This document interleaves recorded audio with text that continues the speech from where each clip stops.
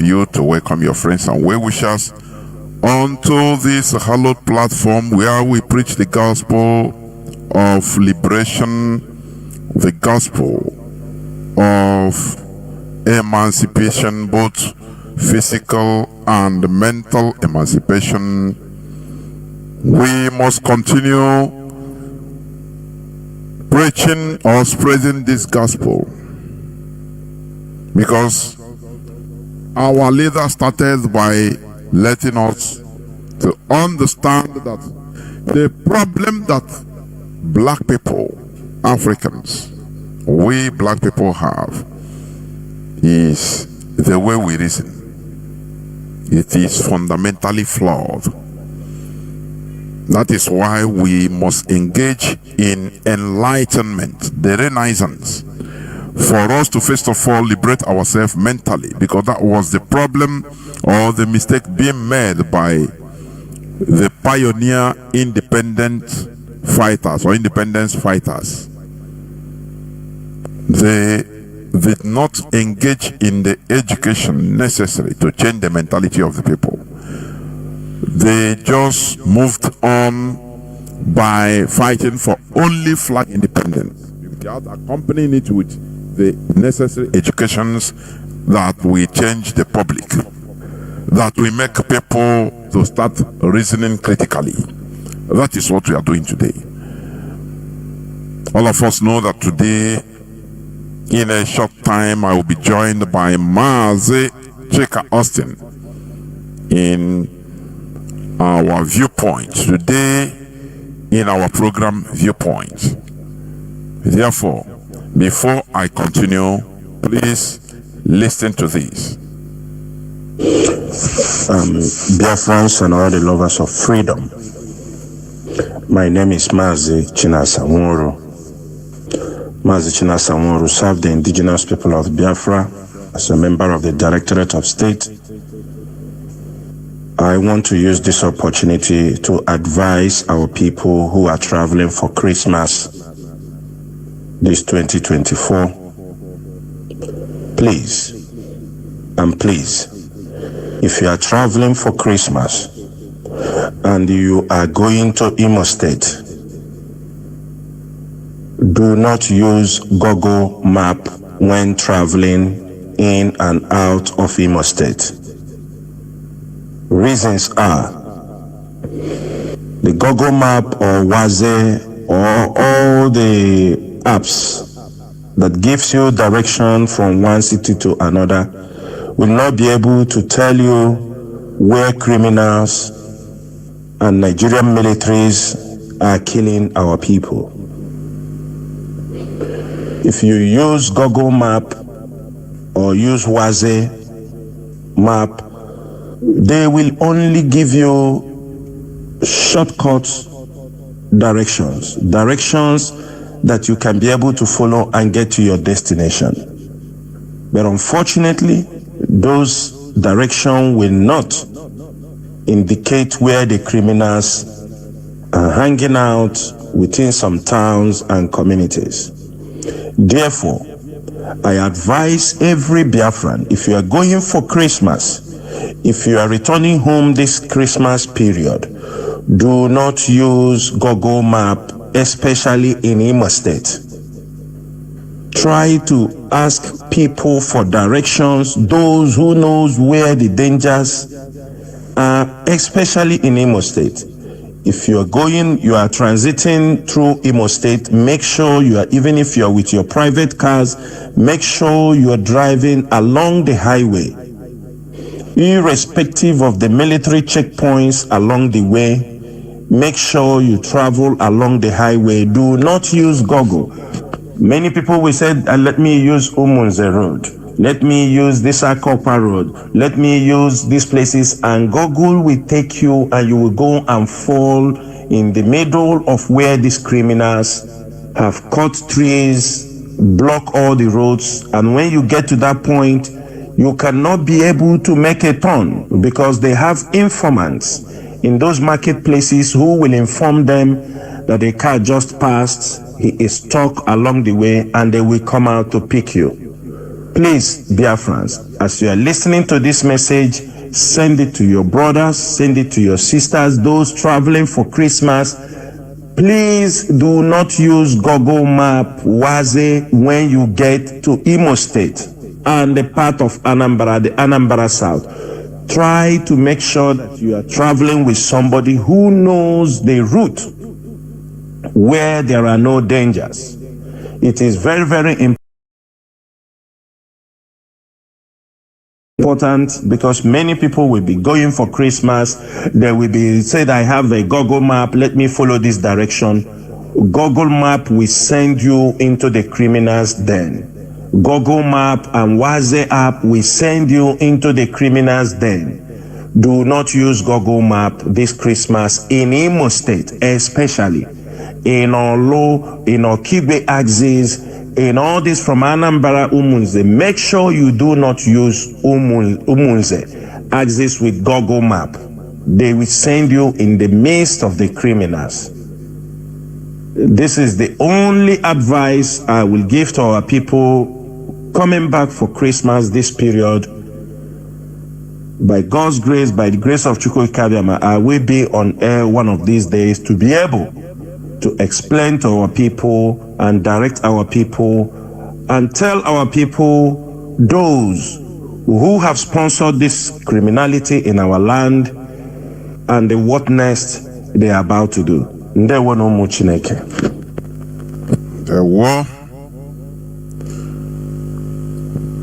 Do you see the importance of listening to Radio Biafra London? Please spread this message in order to avoid Hadailon, because the Nigerian government is doing everything possible to kill us using the criminal. I mean, they sponsor the criminal, and even their Boko Haram military and police forces. But we must make sure that we are careful.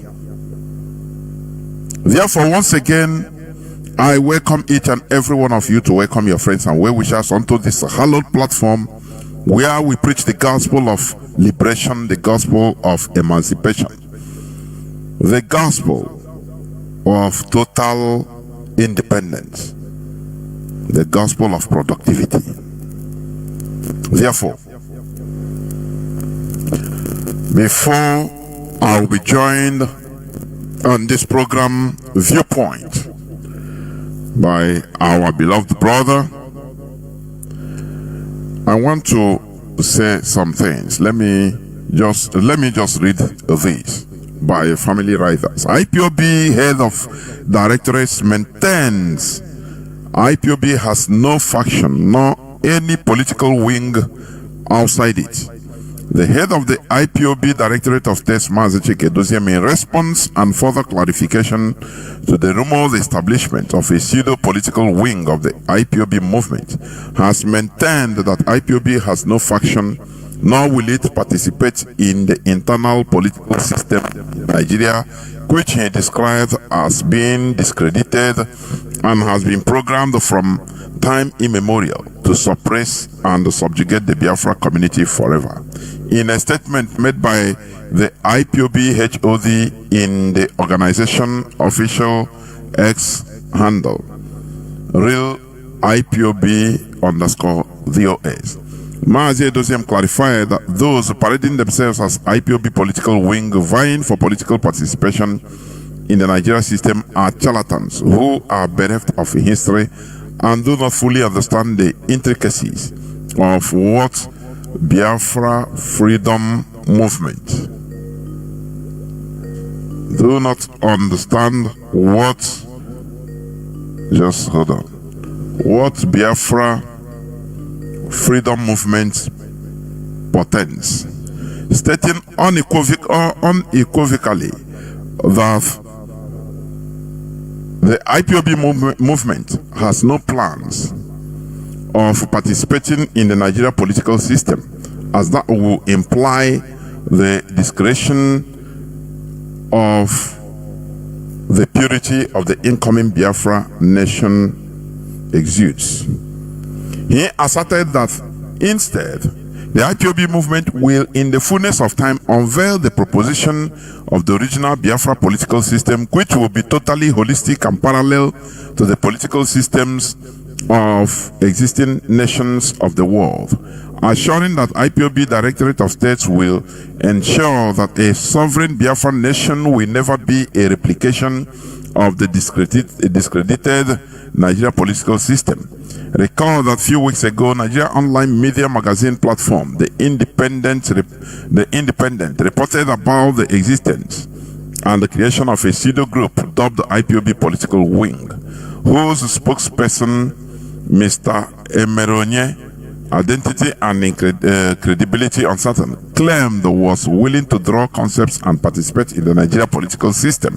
However, the IPOB Media and Publicity Secretary, Emma Powerful, in a public press statement, refuted and denounced the move, calling them faceless creation of the Nigerian intelligence services, whose aim has been to balkanize and create factions in the IPOB movement, either through impersonation or infiltration. The statement urged the general public to ignore the announcement as it did emanate from the IPOB movement or its leadership. The HDOS statement read in full: "It has come to the attention of the Directorate of State of the indigenous people of Biafra about certain charlatans claiming that IPOB has formed a political wing that will essentially participate in the discredited Nigeria political system. These charlatans seem not to have learnt from history. For the avoidance of doubt, the indigenous people of Biafra has not formed and will not form a political wing with the view of getting involved in a system that has been programmed ab initio to suppress and subjugate our people forever.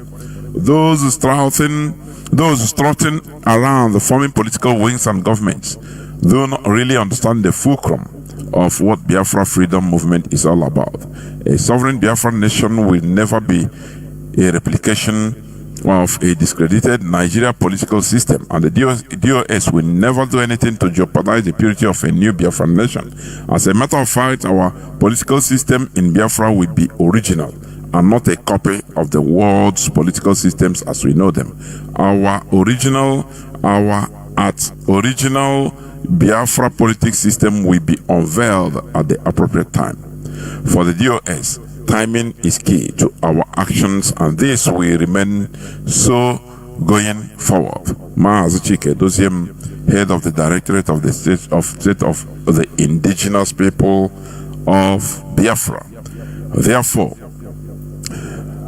this has been an ongoing, is a political gimmick by the Nigerian government. Do you remember 2015 when they formed the tripod, Nigerian government? They speculated that IPOB has balkanized into tripod, quadrupod, They pervaded that nonsense until nothing came out of it. Nigeria is a state, for your information, so they have capability of raising up different things. Don't you see what they are doing in our land? Raising criminals, shouting Biafra, Biafra, Biafra is the work, intelligence work of the Nigerian government. So please, do not fall into all these traps. You've seen some people fall into the trap of a content creator. You see what is happening. IPOB is pure and IPOB is original, and we must continue maintaining so. Therefore, without taking any much time, I am now joined by our erudite brother, who I will be interacting with today.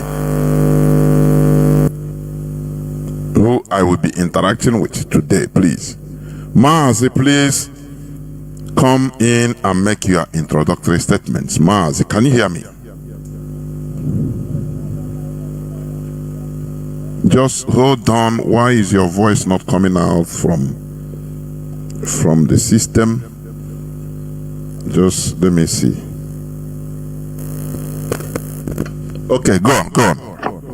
Okay, I can hear you loud and clear. Yes. And I believe you're getting me loud and clear. The whole world is hearing you. Go on. Okay. I want to say good morning, good afternoon, good evening. Depends the part of the world you are listening. I remember Mazi Chika Austin, and of course, I am one of us, and we have been doing everything to sustain this golden journey, because it is golden in the sense that it is generational, transcending. The liberation we are fighting is not only just for us, for a generation to come. So I want to thank every one of us who have been standing out there strongly defending this noble cause, despite all the vicious circle of conspiracy and psychological warfare. So I want to thank everyone as this program progresses that have dedicated his or her time to join us. Most especially, Jonathan, I also want to thank you for your time and your dedication towards the restoration of the sovereign state of Biafra. From here, I want to say thank you once again. There were Mazi, listeners all over the world, the Biafrans and listeners all over the world. This is Viewpoint. It's a program on this platform meant on discussions, analytical discussions, that is meant in order to educate us, for us to learn the more on issues going on around us, because the restoration of Biafra is not only about local. It's not only about what, our local issue. No. Biafra agitation, Biafra restoration is about international geopolitics. That is why we need to be touching and analyzing issues as they unveil in the world around us. You remember during the Biafran War, the genocidal war, there were many wars, major wars going around in the world as of that time. You have a Vietnam War. It was the Cold War in the middle of the Cold War. You have Vietnam War, North Vietnam communists fighting with Southern Vietnam. East fighting with West. That is what it means. And the USA threw in everything in order to make sure that the South wins. But we all know what happened. Also, we had the conflict in the Middle East as of that time, the 6-day war with between Israelis and Arabs as of that time. So the same thing is also happening, repeating today, unveiling in our presence. Therefore, in this viewpoint, I want to make it to be known to all and sundry that we are only analyzing issues. We are not partnering or supporting one group or one country or the other. For your information, our own viewpoint is what we are exposing or displaying. Our analytical viewpoint as it concerns us, because our primary aim is the restoration of our country, because we have been a people under serious subjugation, under serious slavery. Therefore, that is the number one. And I want everybody, please join us. We are on FM 102.1 in many parts of Biafra land. We receive complaints about people crying, shouting that the FM is not talking in their side, but I crave your indulgence, please. For more patience, the radio will be speaking from your side. I assure you. Work has been ongoing. You know, this is there are many things involved anyway, so I just tell you for you to have patience. Also, we are on IPOB Community Radio, as you may know. If you've not downloaded it, please do so. IPOB Community Radio is a very low data consuming application. Also, you can add Simple Radio. You can download Simple Radio in your Google Play Store. Simple Radio. Once you download it, now you scroll and seek for Radio Biafra London. Also, we are on Radio Garden. Radio Garden. GARDEN. It is in your Play Store. We are live also on satellite and the different platforms on social media. Facebook, YouTube, and we'll be making inroads on TikTok and Twitter in no distant time. Therefore, you have no excuse not to listen to this program. Invite your friends and well-wishers. Therefore, Mazi, without going through more preambles, please, I want us to start in this program. This is Viewpoint, coming from Radio Biafra House of Service. Today is the 5th day of December 2024. Mazi, I want us to start with discussions on the gas pipeline. I want you to please listen. As you may know, in this came up in the news headline of July 23, 2022. It says by Reuters. Reuters is a European news media. EU looks to replace gas from Russia with Nigerian supplies. This was 2022. EU, that is European Union, looks to replace gas from Russia with Nigerian supplies.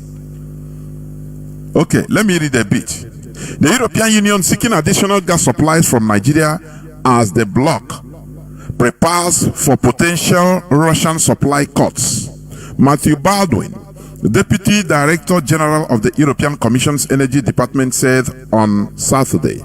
Baldwin was speaking in Nigeria, where he held meetings with officials from Africa's largest oil producer this week.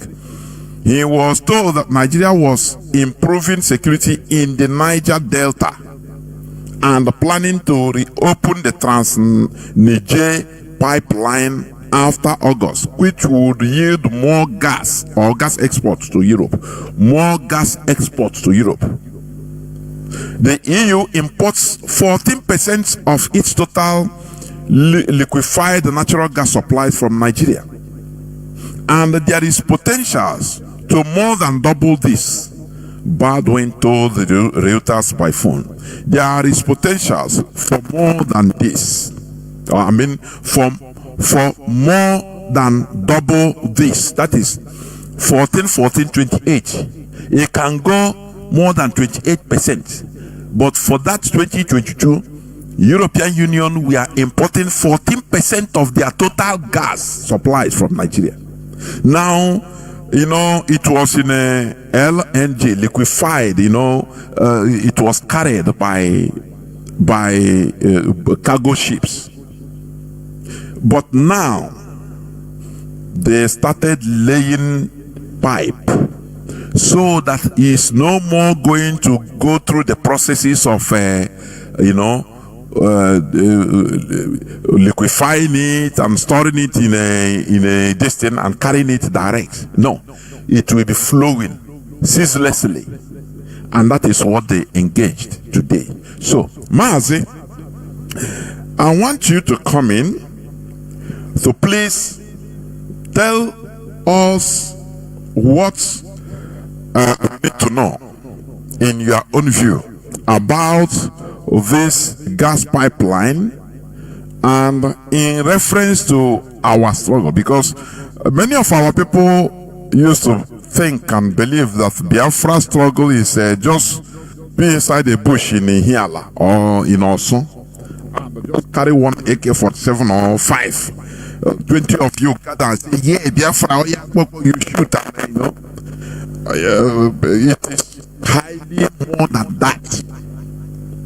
So, Mazi Austin, please, I want you to come in to talk about this gas supply European gas supply in reference to Biafra restoration. Go on, please. Thank you once again.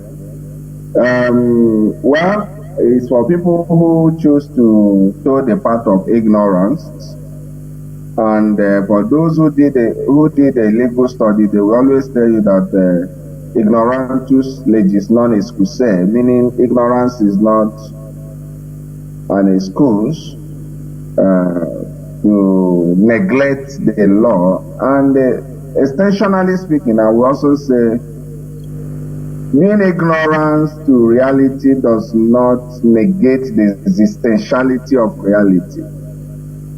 And we keep on letting our people to understand that the Biafran question is an energy question.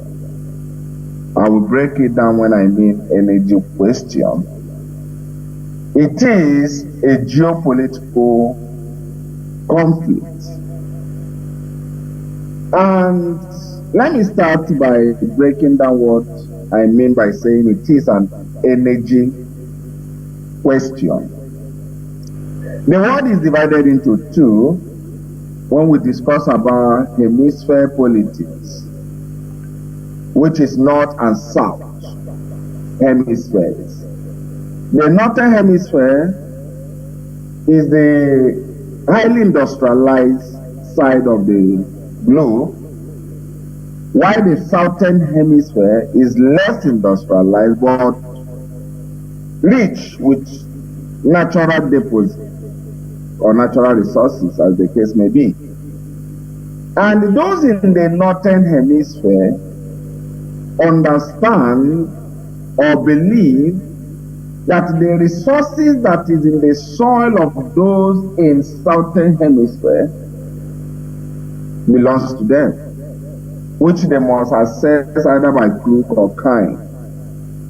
And that is where we find ourselves as a people.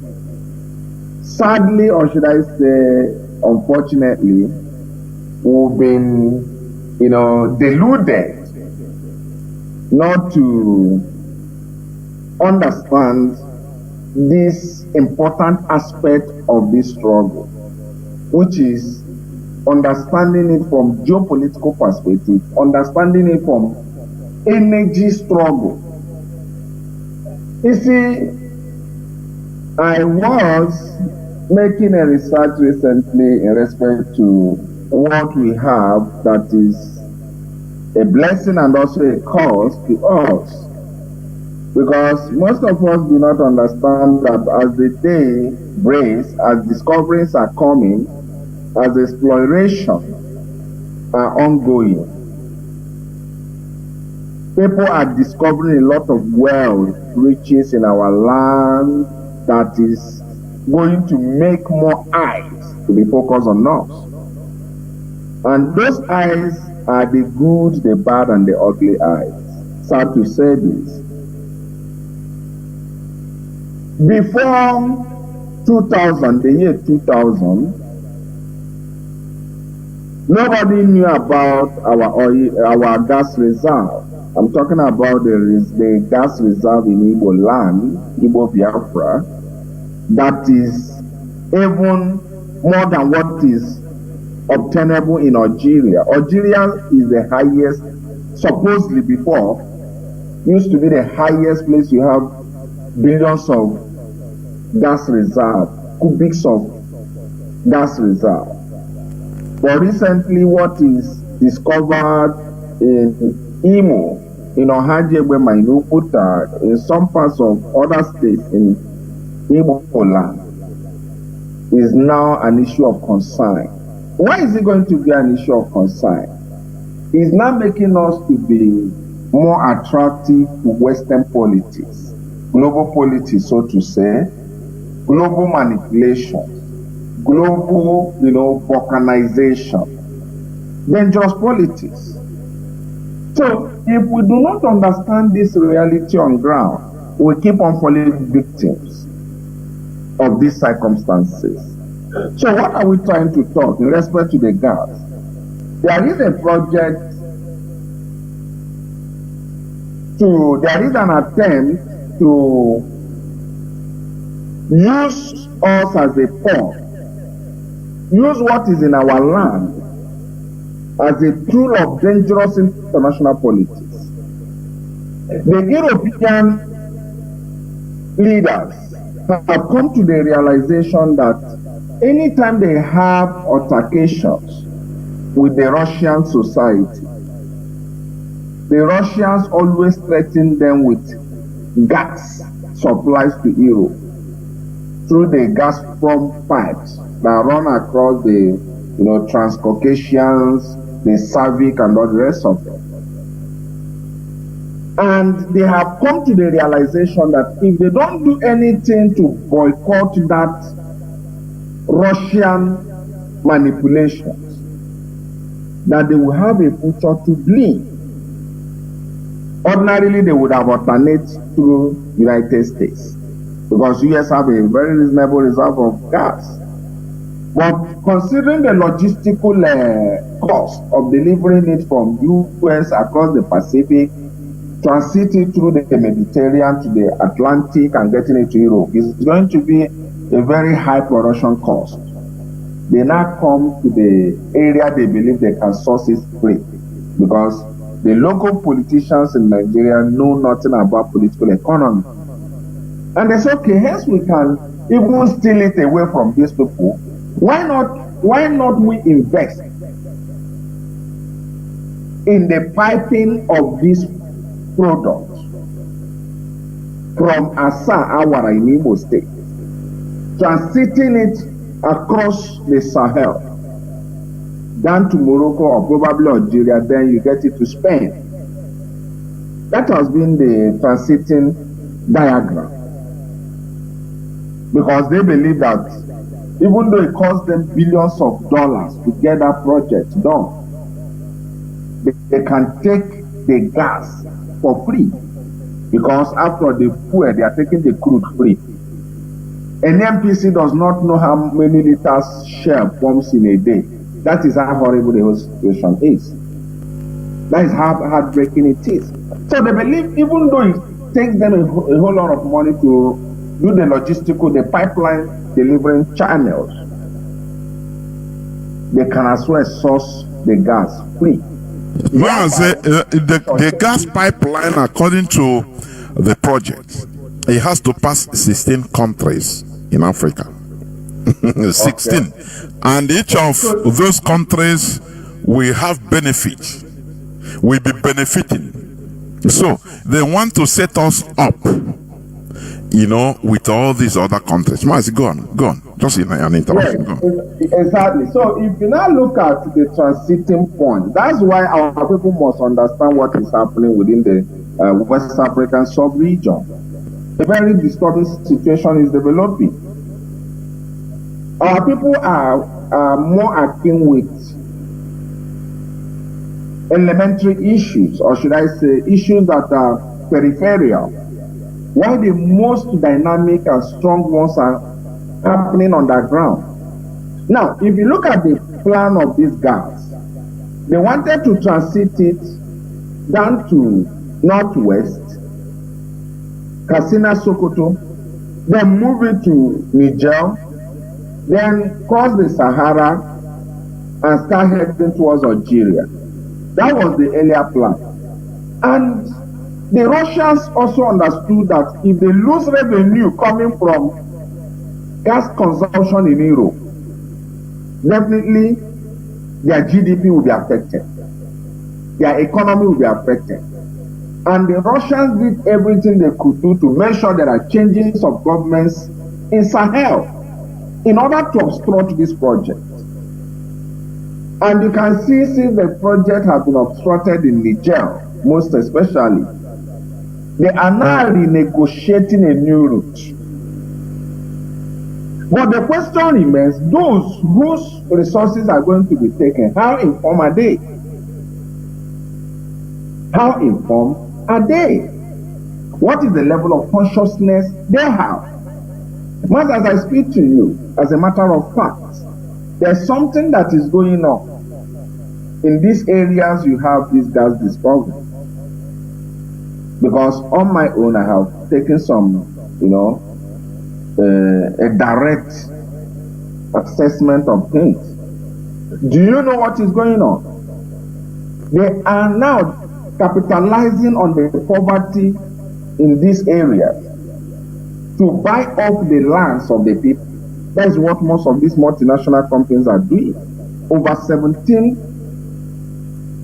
energy companies are flooding in Imo State. And what are they doing? They make sure they buy the lands of these indigenous. And if I tell you how much they are buying it, you might even ask me what is going on. Just less than 2 million. They pay them 1 million, some they pay them 1.2. And because people are not informed, because poverty is already weaponized, and people are ceding their native right to the multinational companies at a token amount. And what are they trying to do? They want to make sure they capitalize, they consolidate, because there is energy transition. The global energy is transiting from petroleum to gas, and gas is in the future.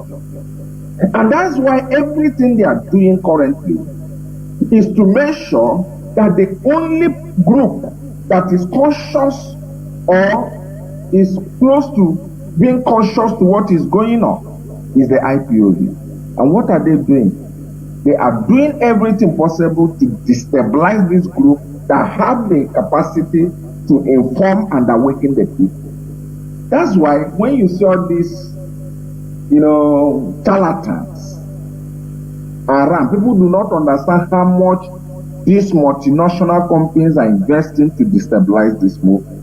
Remember during the war era, Mazi, it was Shell, it is on record, you can go and find that, it was Shell that ceded her vessels to the Nigerian Navy, the Marine, to access the Biafran territory through the Bonny Sea.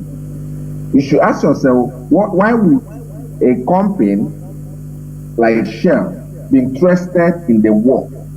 Because they understood that if they fail not to stop these people to go, that these people have a high awareness and consciousness not to allow them steal their resources. So the best thing is to help the House of Fulani get these people back and keep on stealing, and that is what they are enjoying today. So the ongoing project you see that is being done or being planned to lift the resources in our land to the European. And remember, this project does not have a place to say every household in the Biafran land will have access to the gas. There was nothing like that. Rather, they are more interested to transport it down and make sure that those feeling cold in Europe have something to warm their body. Whereas Don Haji Ebema people, you go there, you see deplorable situation. So Mazi is really, really terrible. That is what I have to say on that.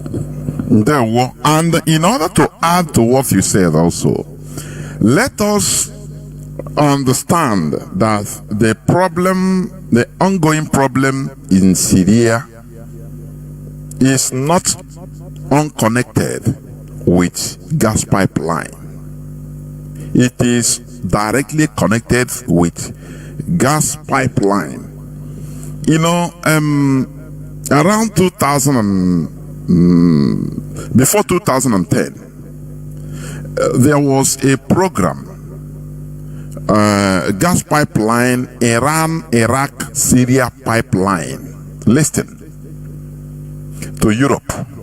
Because, you know, Europeans, the EU, they always plan ahead. They don't depend, they don't, you know, put all their eggs in one basket.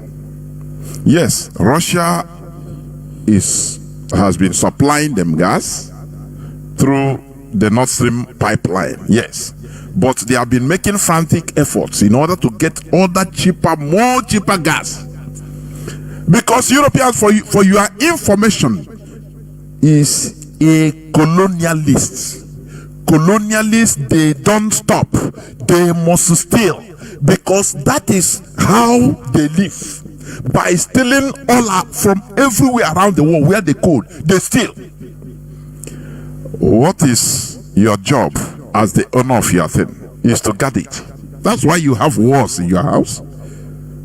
That is why you have a structure, so that you can lock your door, so that no thieves will enter.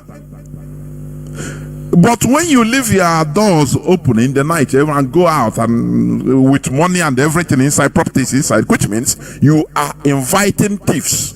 And the Europeans, they are like that. Because that is what they have been doing right from time immemorial. So they will never stop. Now, back to what I was saying about the Iran-Iraq-Syrian pipeline. Before 2010, there was this contract to have this gas pipeline from Iran pass through Iraq and Syria. But in 2010, it was a Swiss company that was handling that project. It stopped because of Iranian sanctions, US sanctions against Iran. So they have to stop. Now they want to bypass the Iranian obstacle. Are you hearing it? That is when they use this another Qatar-Turkey pipeline. As they are planning it, trying to implement it, Syria said no. The Syrian president, Bashar Assad, he said no, he disagreed. It cannot happen. That is why they want him out. You see, since a few days now, 1 week, the Western-backed terrorist group, they have started again. ISIS. The way they are reporting all these things on Western media, if you continue listening to Western media, you will perish. You will not even know when fire is burning at your backyard. Listen to other news sources like the Russian television, Iranian television. Listen to all this for you to counterbalance on social media. For you to counterbalance. Yes, Mazi, you want to say something? Mazi. Yes. Okay, let me also point attention of our people on what is going on in Syria, because everything we are saying here, we are not going to make it, that kind of so bogus. We have to narrow it to what we are doing.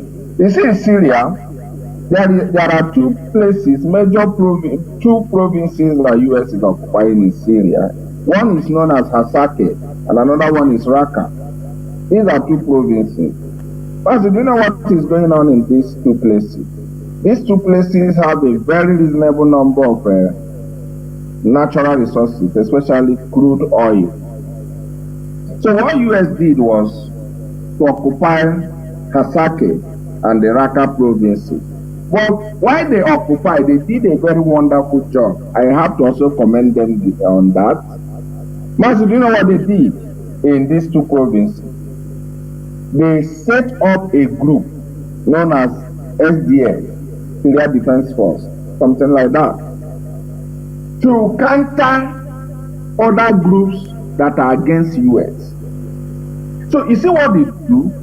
Wherever they are operating, they arm some misguided indigents of those places to help them fight their own people. Proxies, yes, they create proxies. And this is what has been going on in the struggle we are doing. We have a whole lot of international state actors trying to create causes to undermine the IPOB. Why do they want to create causes? Why do they want to polarize you? Because they have this consciousness that you have a level of consciousness of their act. So they can't come out openly and they confront you. They know the identities are going to be easily be read by the people. So what they do in most cases, they create causes. You see, most of us do not understand what is happening in Imo State. Most of us do not understand why it seems as if Imo State is a hotbed of these criminals who are calling that they belong to the education. Imo State is an epicenter of what they want to destroy in our land. And if you check where these things are happening, man, I want to let our people understand how these guys operate. Where this gas is discovered in Imo State is in Olu Zone. Ohajebema is on Olu Zone. Uguta is in Olu Zone. Where do you have a Erima boys functioning heavily in Olu Zone? Do you understand the connectivity? Of course. So what they are trying to do is to create militias that will fight anybody who will challenge their exploitation in the land. They will arm them. You will be wondering, where are these guys getting this kind of weapons they are flouting? You know, how are they sustaining it? You'll be wondering, but you don't know that they get it. By the time when these multinational companies come with their containers, you think their containers is to be offloading machines. Part of the consignment in these containers are sophisticated weapons, which they are going to give. They did it in Niger Delta. Arm some of their youths to be fighting themselves while they keep on lifting their resources in Niger Delta. And today, Niger Delta is one of the deplorable zones on earth. So, what these guys have mapped out to do, if we do not consistently conscientize our people, we'll get to a point our people will lift up arms to fight their people who will question certain exploitation, while the Western stealing will keep on going in the land. Very, very important to understand. Yes. And Mazi, if I may also add, the worst part of it is that these people that are being used, they don't know. They never, for them, they have contacts, they are doing their tenor, they are fighting for, but they don't know that they are being used by bigger arms, by bigger hand from the shadow. That is the worst part of it. You know, for the, just like Mazi, if you are listening to Njaman's revelations about the gates, you see that the same thing, the Fulani headsmen, the Fulani terrorists, that is what they are doing. They are using them. It's a multifaceted issue. They are using them, arming them, in order to destroy farm produce, number one, so that people, in order to create artificial famine, so that people will no longer have any choice, any other choice than to seek for GMO. You see? But when they are doing all these things, fight for them, they are fighting jihad. For them, allies with them. Do you see the deplorable situation? It is a very sophisticated situation. People are using you, but you don't know that people are using you. You think that you are doing something on your own. Look at what is happening even in the Sahel. The terrorism, they are using them. Just as what we are saying in Syria. They use them in order, the upper hands, the Western hands use them, or are using them in order to get what they want. Now, Mazi, in conclusion on this matter, what do you think that our people should be doing? I mean the population, I mean. What do you think? Well, Well, to me, it amounts to self-deception if you think the population will do anything without awareness. You see, these are things you should understand. Mazi, when I was schooling in University of Port Harcourt, let me tell us something that happened. For those of you who are in Iguacha and close to Uniport, you can go and find and make research. Mazi, in University of Port Harcourt, in Department of History and Diplomatic Study, there is a center known as Niger Delta Study. Do you know people who fund that center? Western countries. So while we undergraduate, one of the compulsory course we do is a study on Niger Delta. And which people were funding that center? The monies were coming from Western countries. Now, do you know what they do? They make sure they control the minds of the professors through the funding. The professors will now water down the gravity of agitation in Niger Delta. Now, why do they come to University of Port Harcourt and start funding a center? Because they know that graduates are the people who will have the vocal strength to speak to their people.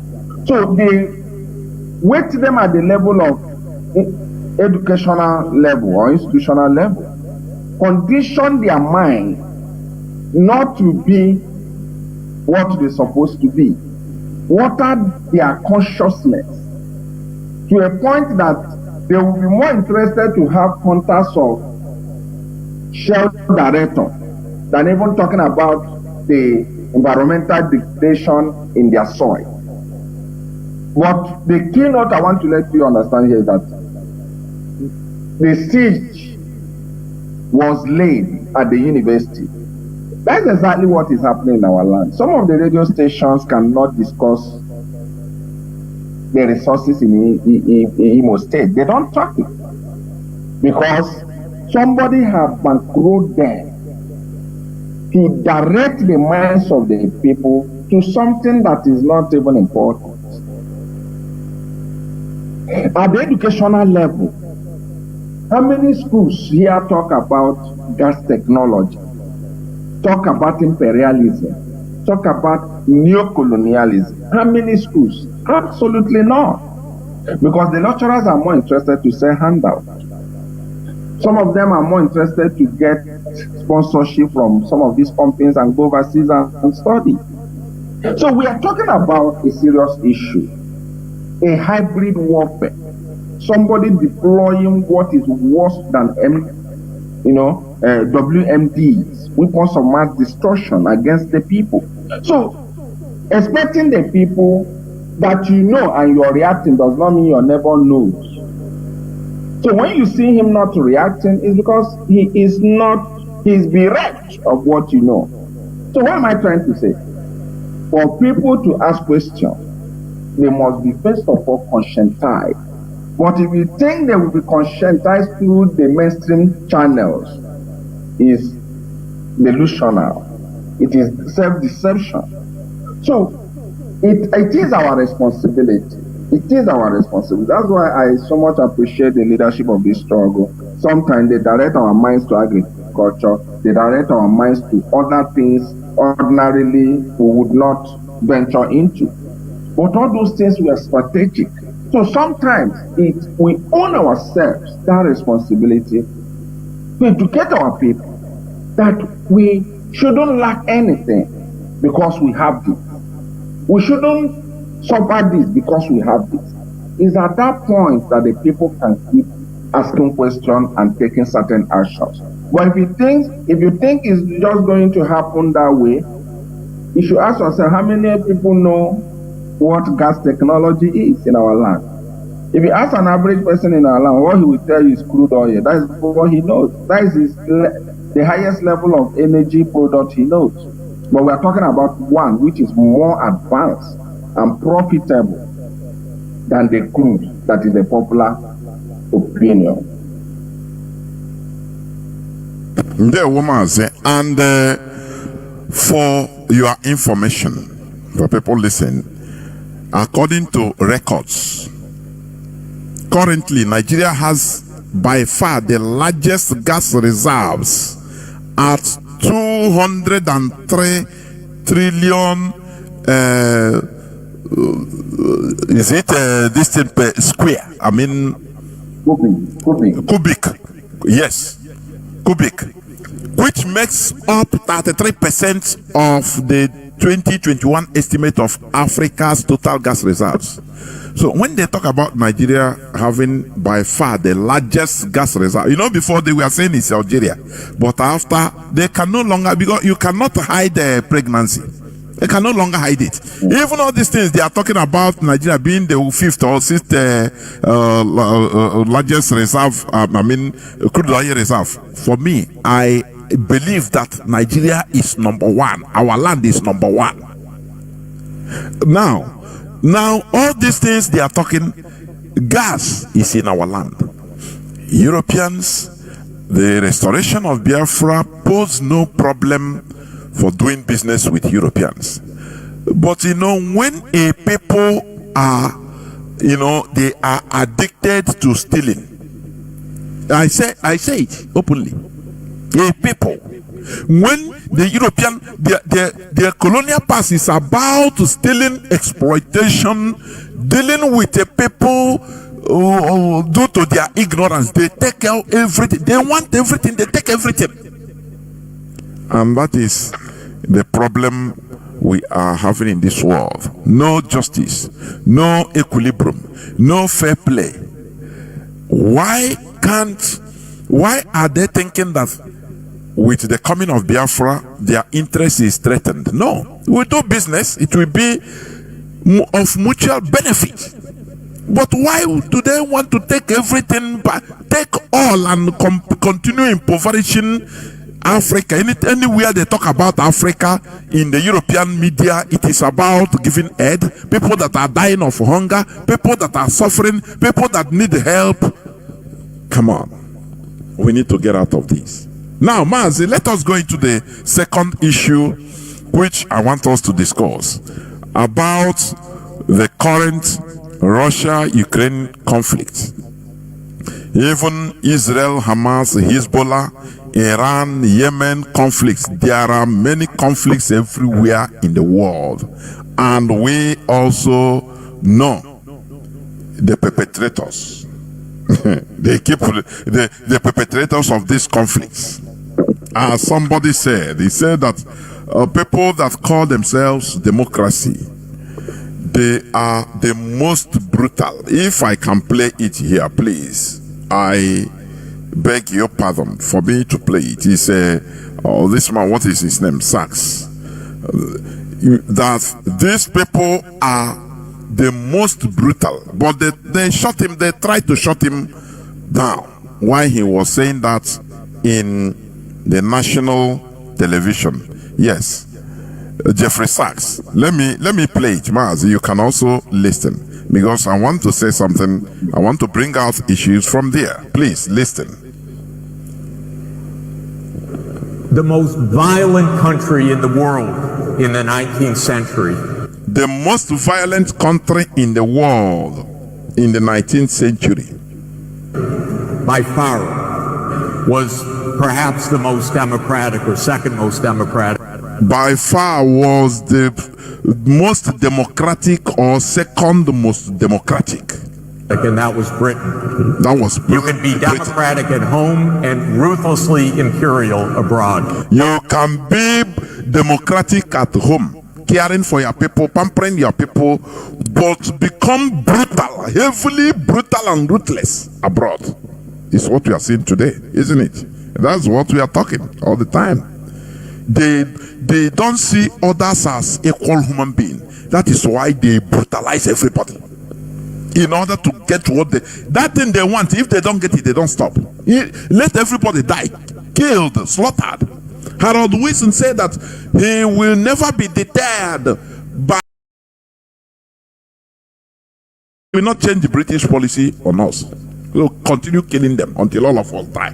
That is what this man is saying. The most violent country in the world since 1950 has been the United States. The most violent country in the world since 1950 is the United States. This man is an American. Jeff, now they are trying to cut him off. Let's Jeffrey. I'm Jeffrey. I'm your moderator, and it's enough. Okay, I'm done. Do you see freedom of speech? That is freedom of speech. You know, I used to say it here. These countries that purvey to be the most democratic, they are the most brutal in this world. I am telling you. They are doing their thing in a very subtle but very dangerous and ruthless manner. So now, let me continue in what I was saying.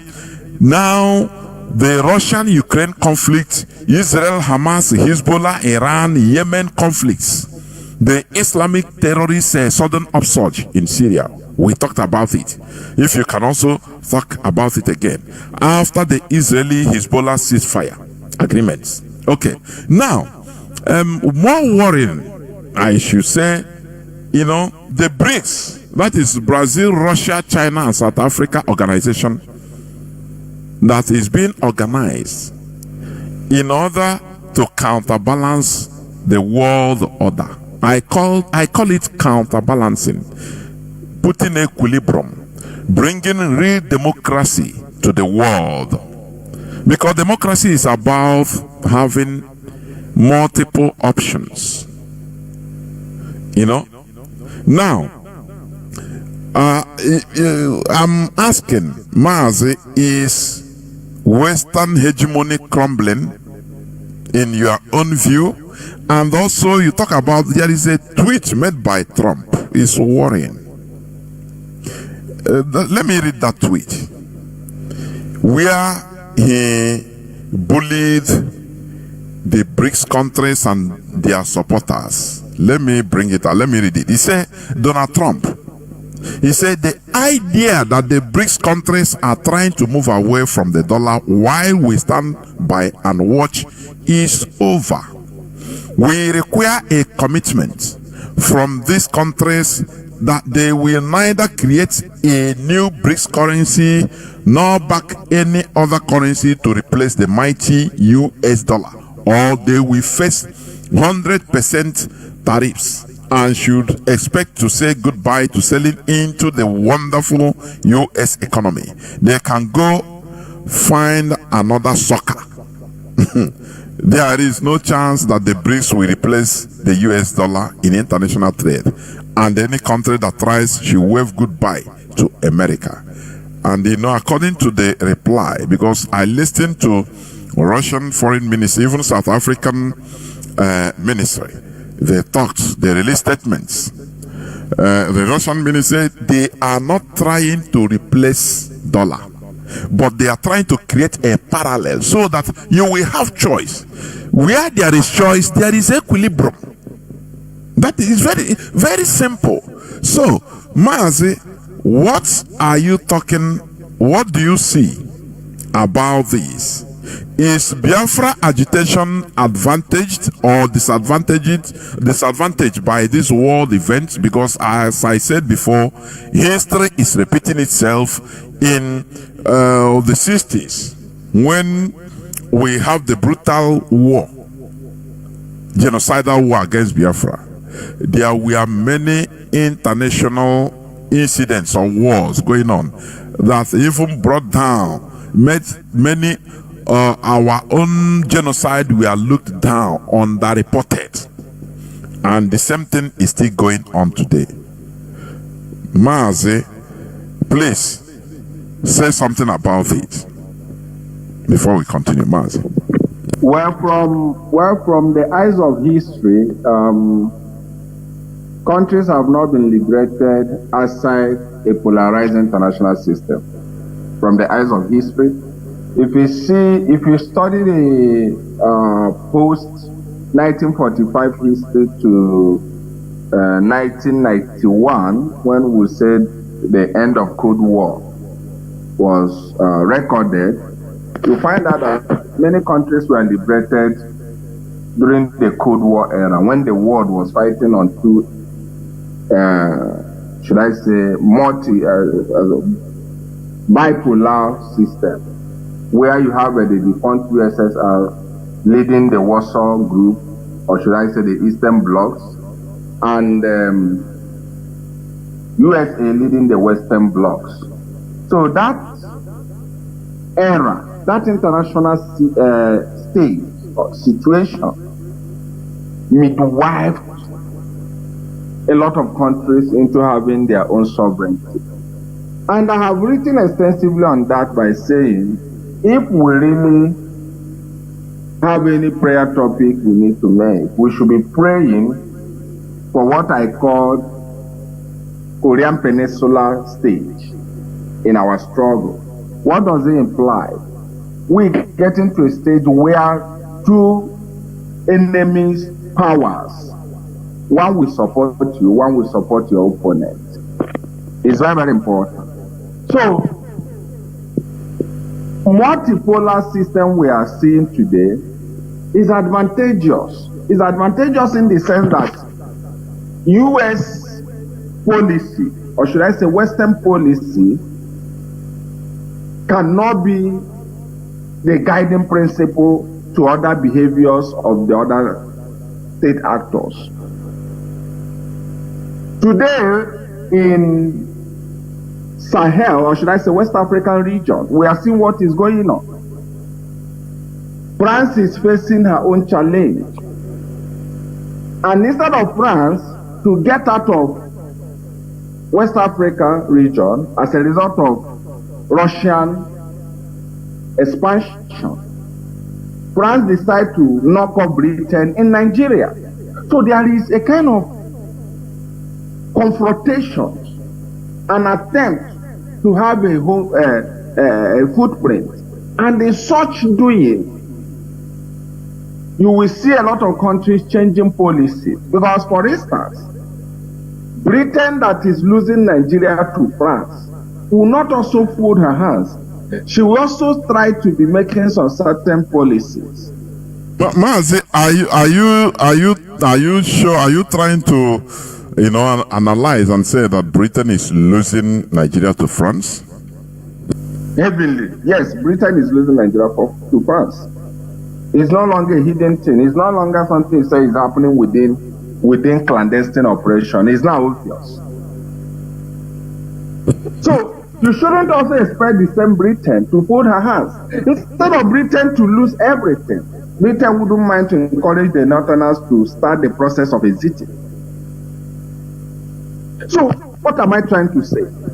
We're having an international system that there will be clash of interest by big powers. And in so doing, a lot of people, if they actually organize themselves, certain actors can now show commitment towards the agitation. That is the era we are in. And this era is not just new. It has happened, I said, it has happened from 1945 at the end of Second World War till 1991 at the collapse of the defunct USSR. So it's important to understand the evolving international system, maximize it, very, very important, advantageously. During the Cold War, our fathers tried to maximize it, but there were also shortcomings, because if we want to be successful, we should be critical in evaluations. The mistakes of our fathers, one of the mistakes, because there are other mistakes as well. And remember, evaluation does not mean harsh criticism. One of the mistakes of our fathers was our fathers started introducing indigenously made weapons, which those countries in their arrogancy felt, if we support these people to even have their way. Like French was all over us. French was doing well, supporting the Biafran side, diplomatically and other angles. French was really doing well for us.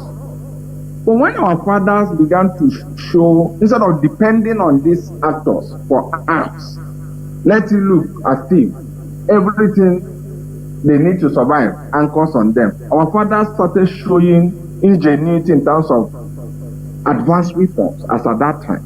And these guys felt, oh, we might not. Remember, this is a game of control. They believe that if they help you, they should have some level of influence. Do you understand? Let me not use the word control anyway, because that seems to be harsh.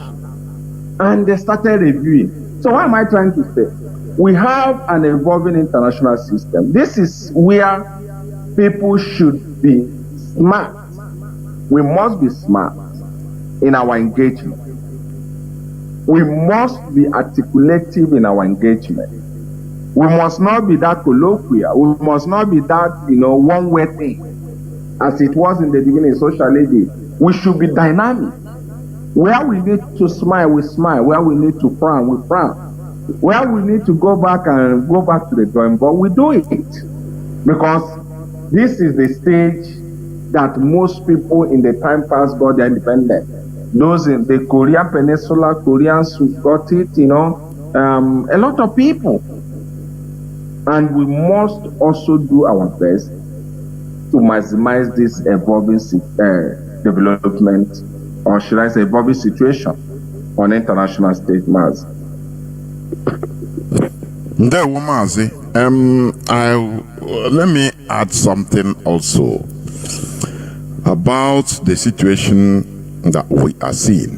You said something which maybe I might not see it in my own way or in my own view about Britain losing Nigeria to France. In my own view, I'm looking at it in this way, that look, there are many countries, many nations in Nigeria. Chinedu is there.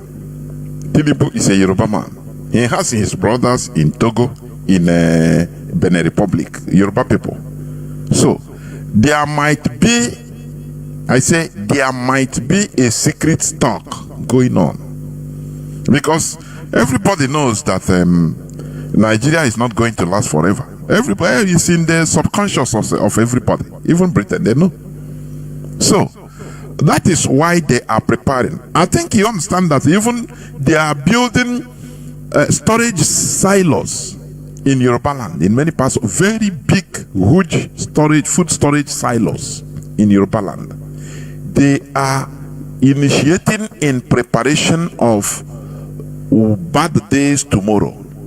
And with the influence of their people, I mean Yoruba people, as a nation, in Nigeria, in Benin Republic, and in Togo, they can form a country.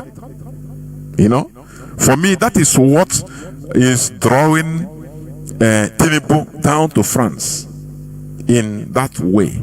Because you see that also, when you come to the north, they hate France with reckless abandon. Let me put it like that. I mean northern Nigeria, because they have affiliation with their brothers in the Sahel in Niger. They have more strong affiliation there. You see the interview they have with one imam in northern Nigeria. They reject anything, any French or France military or this thing in northern Nigeria. They should carry it to another place. They will resist it. The man said it. So these people, they are secretly aligning with their brothers up north in the Sahel, in Niger. It is only our people, our Igbo Efulefus that are they are ignorant of the situation that is going on. They don't have no single plan. Igbo politicians, their plan is Nigeria, nothing more. Anything concern apart from Nigeria, they don't care. Whereas other people, Chinedu and his brothers, they are planning secretly. The North, they are also managing themselves secretly for any eventuality. Call the Igbo politician and ask him. Even all these pipelines we are talking about, being the European Union converting pipeline in our land in order to replace as a substitute to Russia, which, as a very cheap source of gas. Ask the Igbo politician, Igbo Efulefu, he will tell you now, waiting concern me. Now let them bring money out. Now. That is the talk of people that are meant to perish. They don't care. This has been my worry. I used to sit down and think about this. I used to have goosebumps on me. Igbo politicians, what is their own? None of them talks anything apart from Nigeria. No other plan. That is why our politicians, they don't have secrets among themselves. Instead, they are playing everything for their own pockets, private pockets, and for their handlers. They don't care. So it is a source of worry. So what am I trying to say in effect? That whether they like it or not, or whether we like it or not, the breadfruit wood is being divided with the ignorant not understanding what is happening. That is the way I will put it. Now, you talked about the courageous move by some West African countries like Burkina Faso, Mali, Niger Republic to engage in the process of regaining genuine independence from the colonial Europe.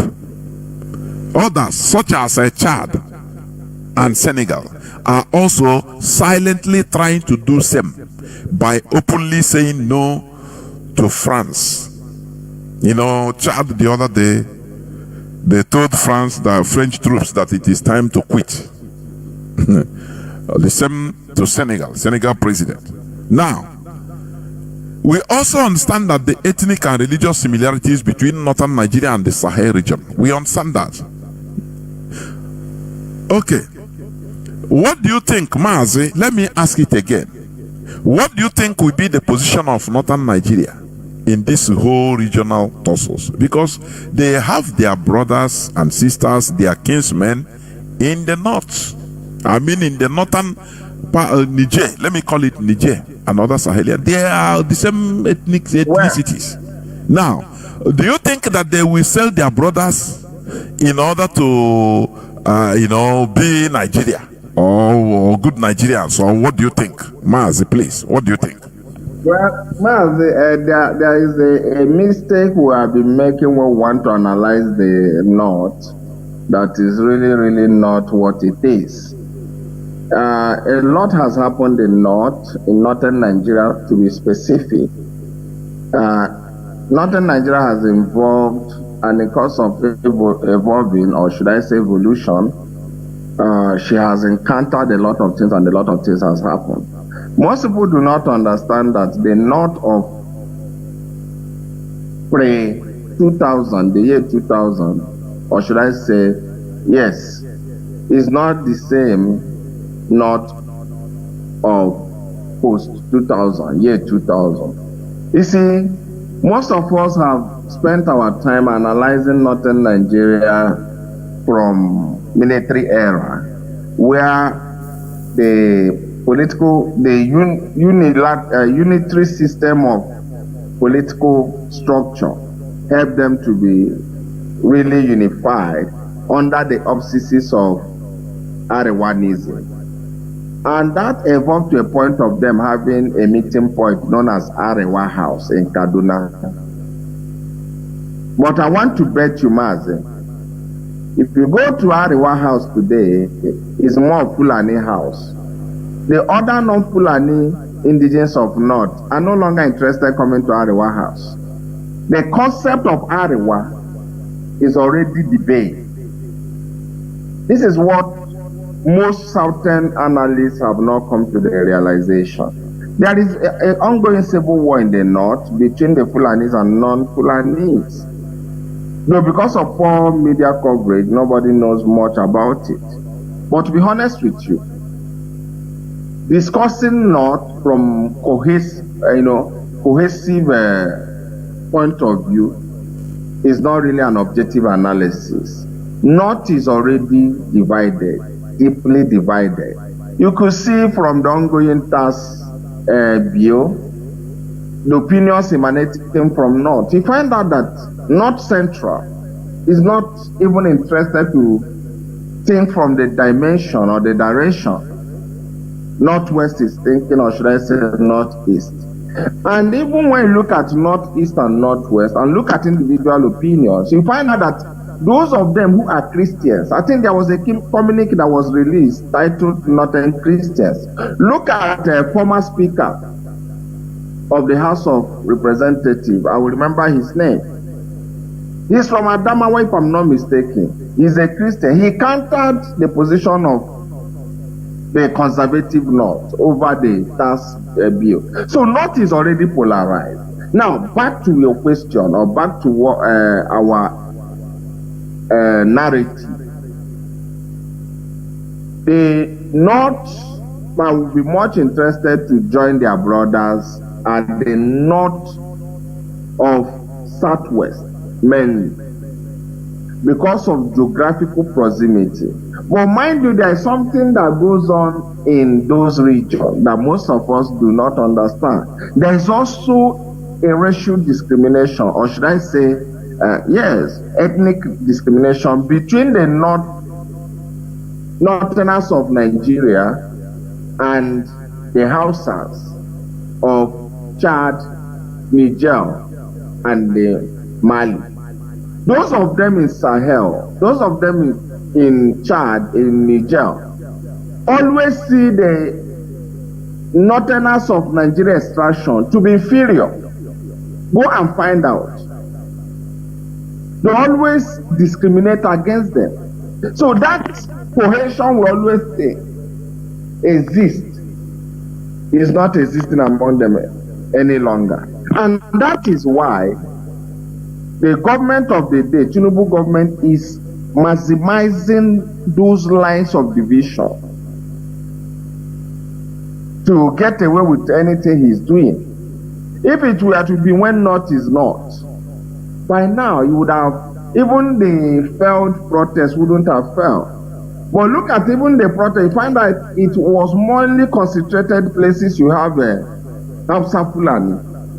Places you have like, Biron people, Kanuris, and non-Hausa population. They never care to subscribe to that, despite linguistic uniformity, language uniformity, because northern Nigeria is now polarized on ethnic lines. People, nobody believe in Ariwanism. People want to identify themselves from their indigenous identity. The concept of Ariwanism, which happens to be a neo-colonial, Fulani neo-colonial title, is already discarded. That's why nothing is happening in Ariwa House and Kaduna. How many times do they gather and give communique? Go on, sir.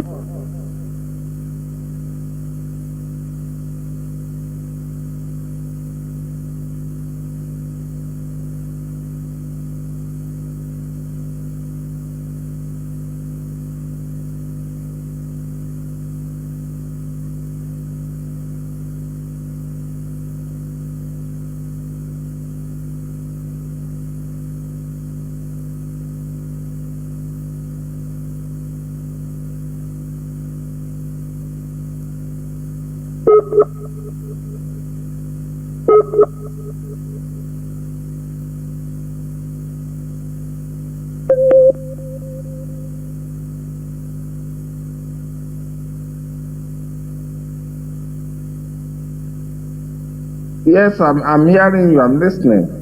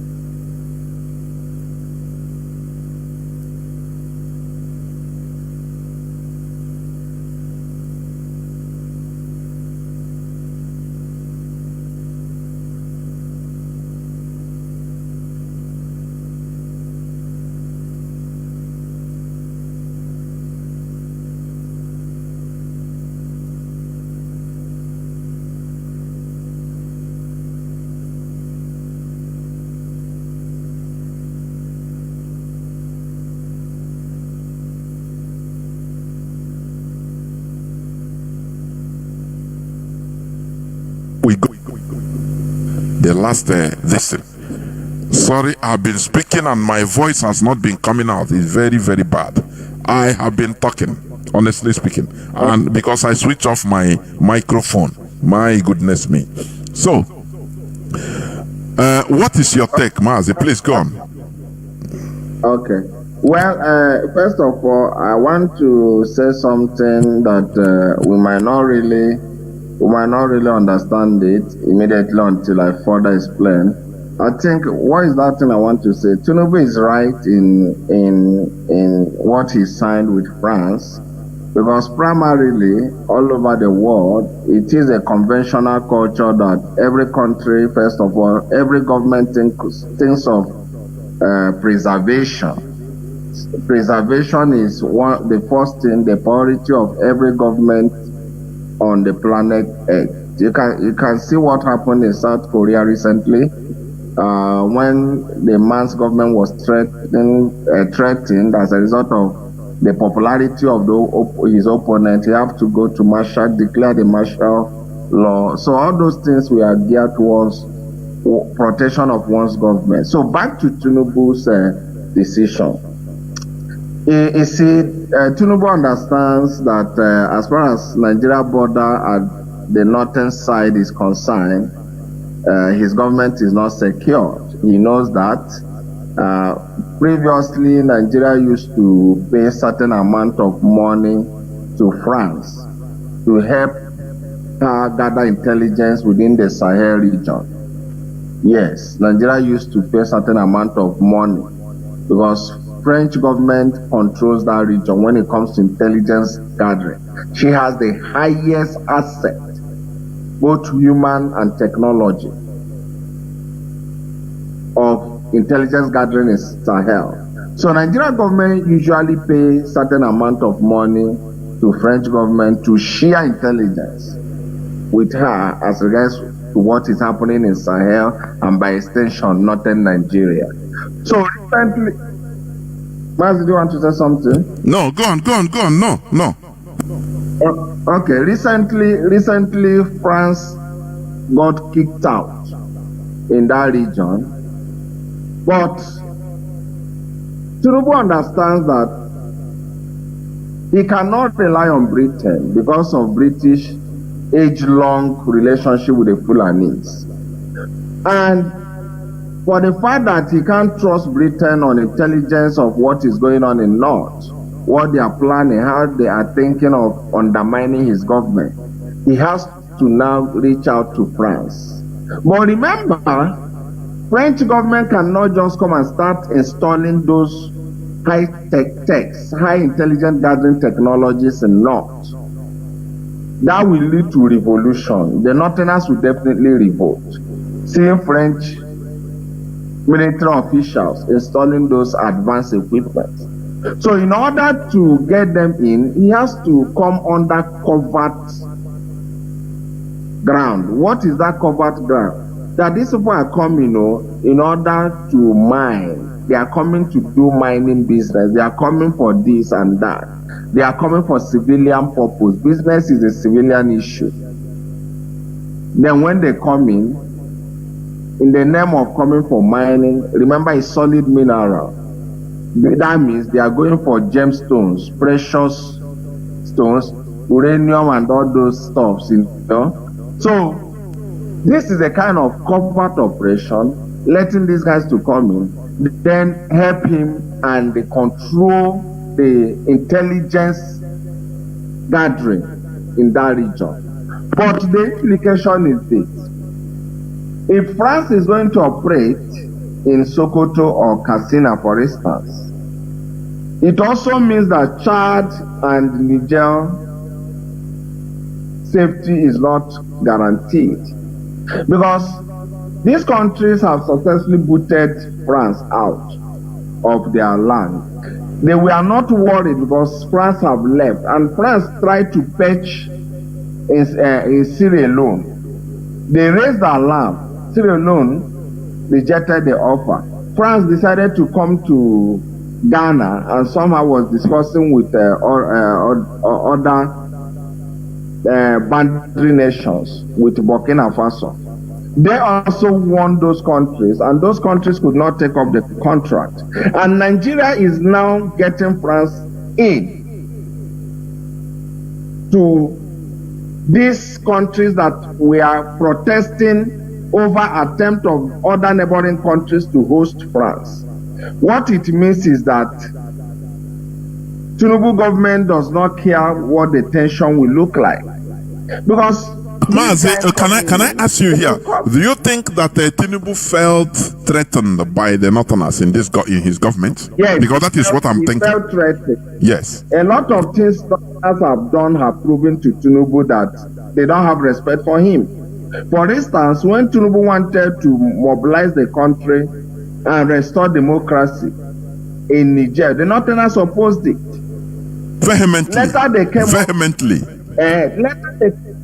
Later they came up on protest, flew Russian flag. Tinubu have to now feel that there is a connection with pro-Russian Sahel countries with some internal elements in North.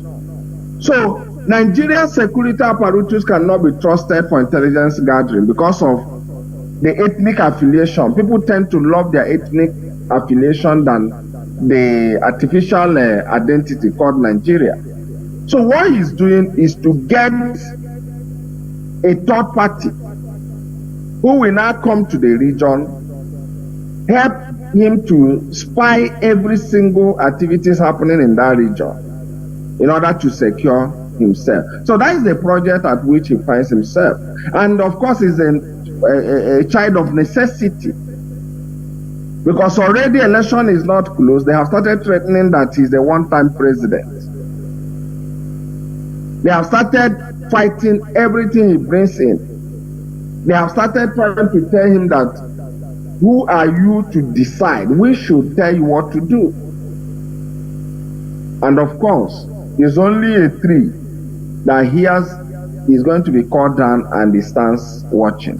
So all these moves are moves he has no option than to advance all these steps. Mazi, okay, before you stop, right now, what is, we are talking about, when we talk about the geopolitics, internal Nigerian geopolitics that is going on, we are talking about Tinubu, which is Yoruba Southwest, and the North. Now, where does, let me call the South, the East, where are they in all this politics that is going on? Where are they? Or are they just follow anywhere that is this thing? They just subjugate them. They enter like water. Where are they? Well, one thing you should understand. Well, Mazi, somebody is telling me that the radio, the community radio is down. No, it was before I was speaking without knowing that my microphone was off. That is the thing. Let me see. It is on. It is okay. Let me see. My whole, it's okay. It's okay. It was only that few seconds, maybe 1 minute I spoke. I noticed it that my microphone was turned down without me knowing it. But it is up and running. Go on, Maz. Okay. Now, one thing we should tell ourselves is the truth and nothing but the truth. The first of all, before this time, let us ask ourselves this question. Have your political leadership ever engaged into,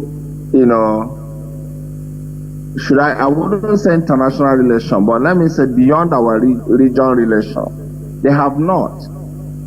The attempt to unify us is being driven by individual efforts. Also, if you look at the conduct of international relations, it is only IPOB that is doing that. So you have a docile and less informed leaders in Igbo land who could not, if not that IPOB gave them pressure recently. Do you know they almost cow down not to allow the Rivers people to have the opportunity to govern Ohanese? Because these guys do not understand the importance of international relations, or should I say, trans-regional relations. They don't know it. What they know is to eat dollar, get the money, eat it. They are absolutely bereft of the importance of engagement. So if you think why the West, the North, are doing every effort to go beyond their psyche, if you think your own people are doing it, you are deceiving yourself.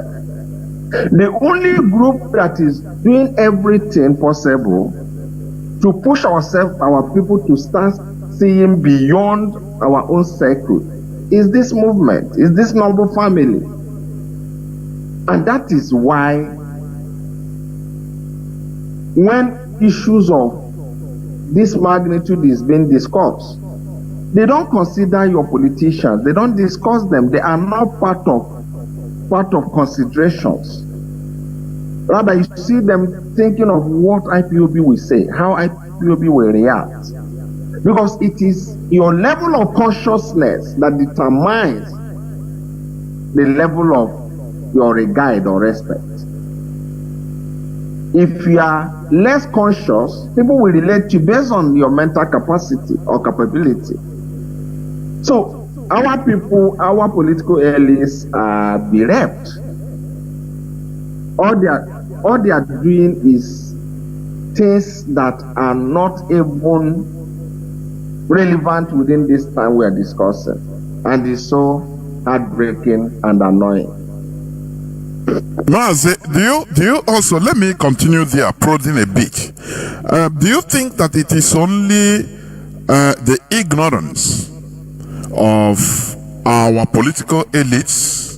Is it the voluntary ignorance or mischief, or another thing also? Or is it that some of them will have good intention, but on entering into high political hierarchy, they now see the holistic view and feel that there is nothing they can do to change the situation? That is number one. And also number two, when you are maybe representing a people that if anything happens to you, no person rises up like that. Like this Nonsonkwa, he has been a voice that is helping the people. But today he is in jail, yes. Many people are reacting, yes. But there is a way somebody can be discouraged. You say, so these people I'm fighting for, this is how, if I die now, nothing more. You know, our people are always easily discouraged. Now, if you die now, you die for nothing. The people you are fighting for, so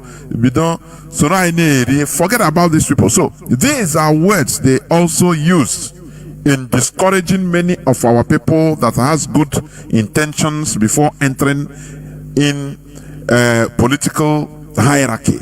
And after they see that one, maybe now there is nothing you can do to change the status quo, so you better join us. If you cannot beat them, you join them. Very evil mantra. Or the people you are fighting, do they care for you? If you die, what will happen? I beg. Even your wife at home will advise you. Oh boy, this thing where you did, I beg, let it live before you die off. The people you are talking for, you are representing. Who cares about you? All these people name it like this. So, is it also the character of our people in general that is also doing this? Or what do you think? Before we continue in another level, Mazi.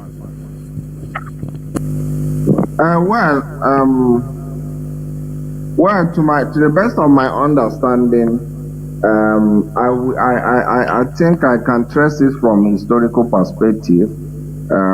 Before 1970, our people, if we read extensively a lot of books that were published by our people before 1970, you will find out that it was a thing of pride. You see our people engaging internationally, meeting up world leaders. For instance, if not that our people were engaging effectively, how would Louis Ojukwu be a friend of late Queen Elizabeth that she rode on his Rolls Royce? Remember the popular story. So you now find out that our people were, actively engaging. But something happened after this Nigerian Biafran war that our people came out from that war as a defeated people, defeatist. Certain places they want to aspire to, they were rebooked, not to dare. That was why Ohaneze was busy running around the 5 states of Southeast, because they were so tailored, they were so monitored, they were so rebooked that they shouldn't dare go beyond Southeast. And you see them hovering around. If not the press statement of IPO, they think the advance they were making through linking up the Igbos and Rivers, do you think they would have?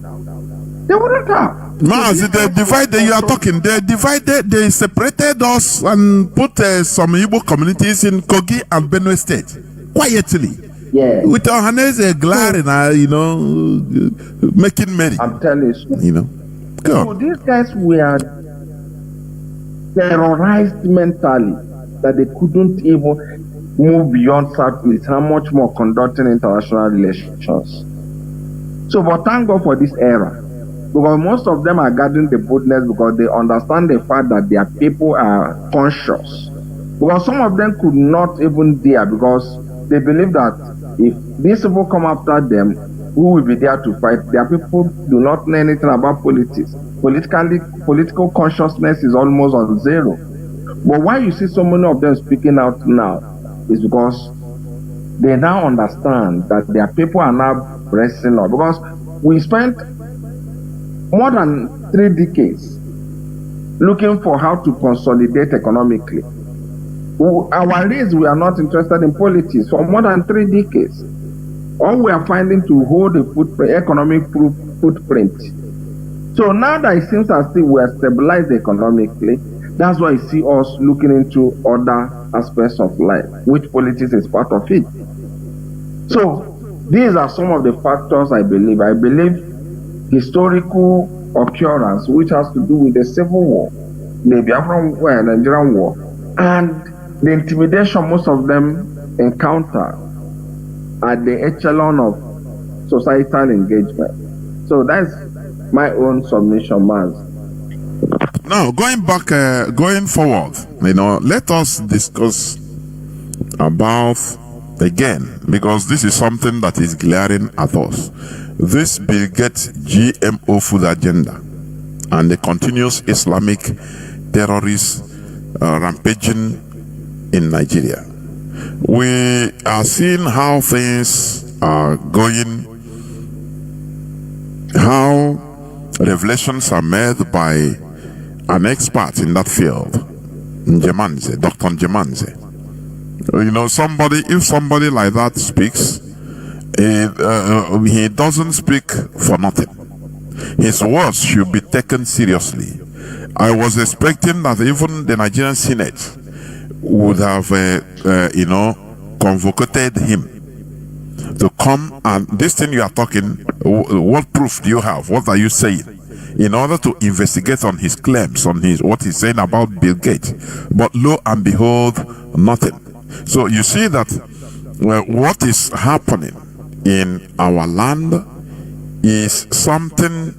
We are seeing the Fulani militia, they call headsmen, terrorizing every part of Nigeria, including Biafra land.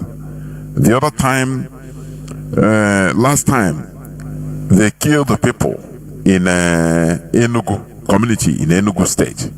And not only that, they destroyed the farms, including hectares of rice farms. We are seeing that this is it's not something that comes maybe all of a sudden. No, spontaneity. No. It is a policy. So, this guy, Mazi Nnamdi, Dr. Njemanze, have explained it several times, said it, called for even Bill Gates' arrest, but nothing happened. So, what do you think that is going on or should be done in order to stop what is going on. Because not only us Biafrans or Southerners or indigenous people in Nigeria, even the Fulanis, they are also in danger in this policy.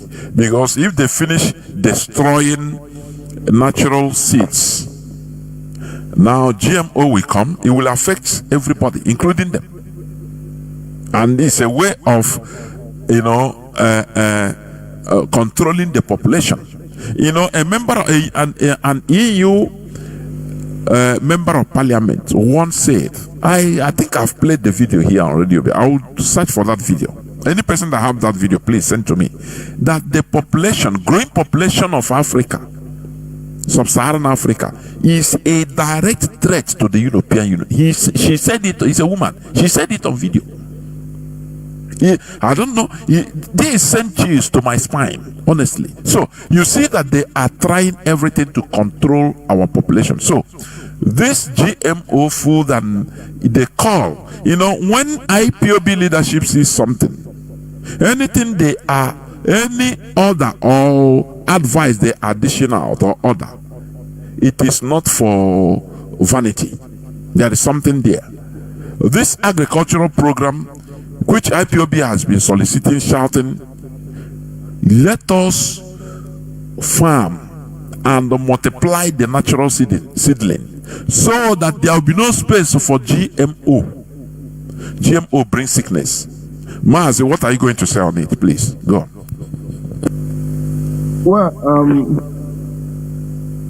Well, Mazi, on that, first of all, we always center on Bigay because he's a front runner in this project. But beyond Bigay, this is a global, or I wouldn't want to say it's a global, it's a kind of conspiracy that certain individuals as I see it as Western conspiracy, because individuals cannot pull up this thing without government backup. Go on, Mazi. Yes, those certain individuals I'm talking about presidents and prime ministers, heads of government and heads of states of certain countries of this earth. They came under one umbrella known as WEF, World Economic Forum, in Davos. This is where all these things were crafted, and they now contracted some popular fellows to execute it. I believe that Bigate is just an executioner to the template of WEF, World Economic Forum in Davos. So what we are seeing today is an orchestrated attempt for global depopulation. And they always come with this idea that African birth rate is a threat to, global human survival. That is their own argument. But now let's now come into some of the mechanisms they have deployed to achieve this. The issue of Fulani rampages, or should I say Fulani terrorism. Why is it that one should not ask question? Why are these bandits targeting farmers? It's a question that no one has really taken time to document. If you go to Zamfara happens to be one of the best producers of certain food products. They have made Zamfara farmers desolate. Do you know that, Mazi? Do you know that one of the highest places at which fish harvests are being done is in Chad Basin? Chad Basin is found within the Borno area. Do you know what is going on in Chad Basin? These Boko Haram people control the fish that is being harvested in Chad Basin. And when they harvest all these fish, they export it to Turkey. In Turkey, what is done? In Turkey, they will extract the fish oil because they use it for optometry drugs, as in eye drugs. But in Chad Basin, who is controlling Chad Basin? Boko Haram. Why is Boko Haram not attacking those conducting international trade between Chad Basin and Turkey? Because it is part of the conspiracy.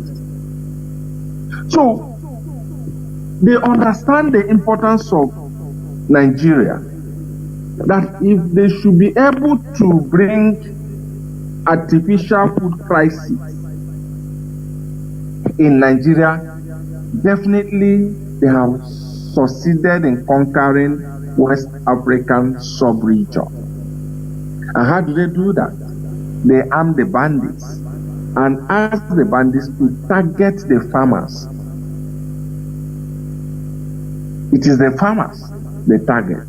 They destroy the farmers' farm, destroy their products, threaten them not to near the farm again, so that there will be artificial food crisis and people will not depend on the imported one.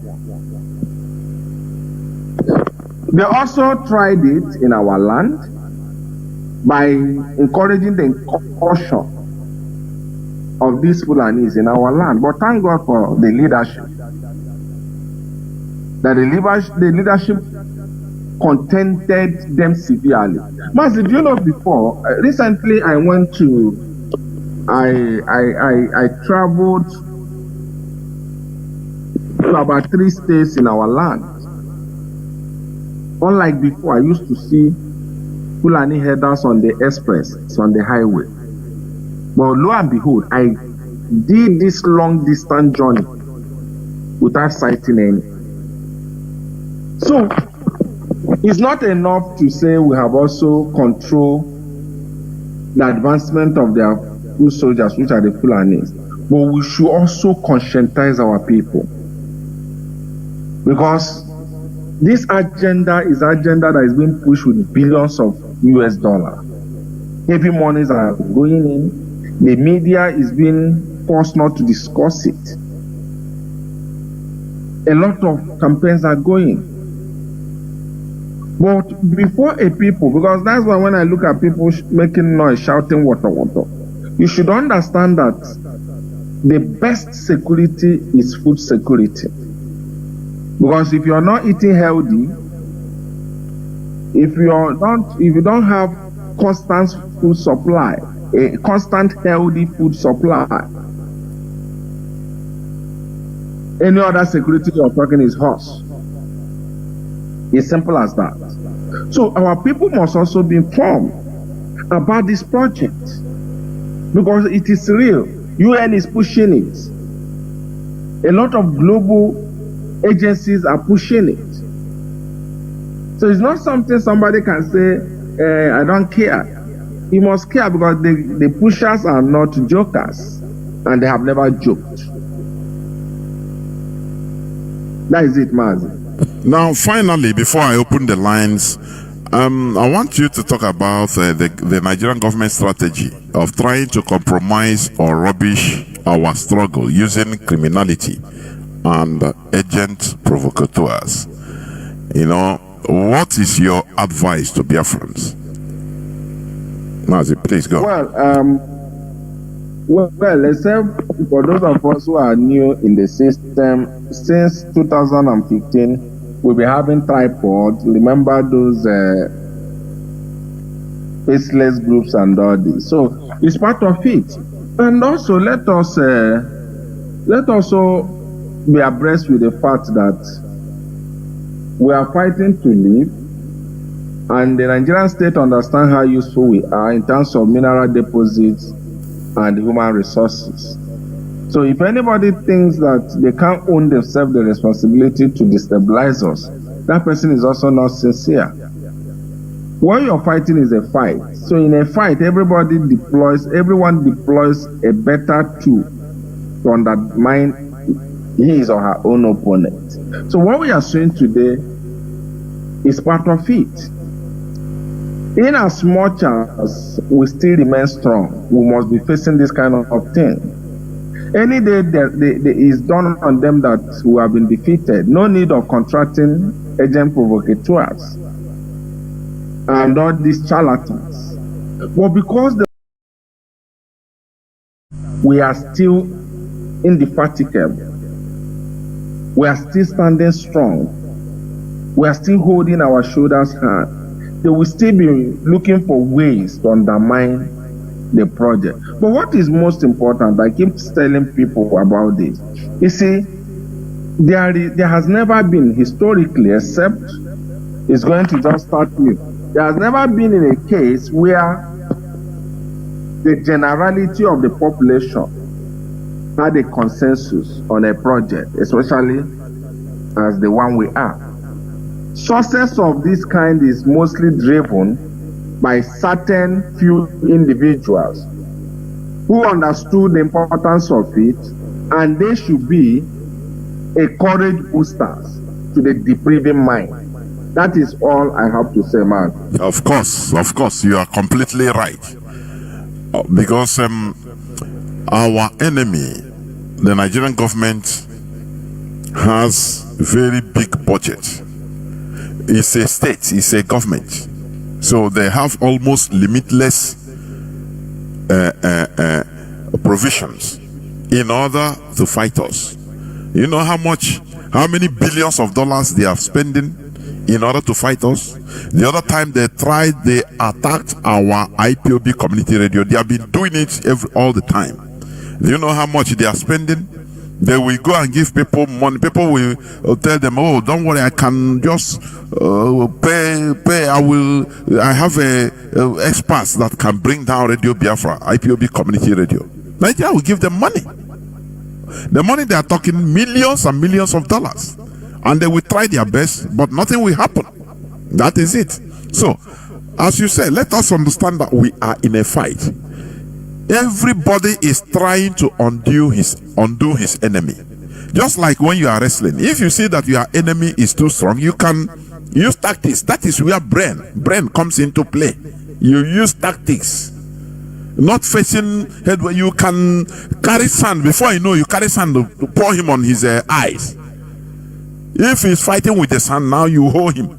Do anything you want with him. These are tactics. But when you see our people, also for our people being carried away, following people that has nothing to do with our struggle, criminals, people that are hired in order to derail what we are doing, in order to rubbish what we are doing, in order to downplay or downgrade or make what we are doing to look childish.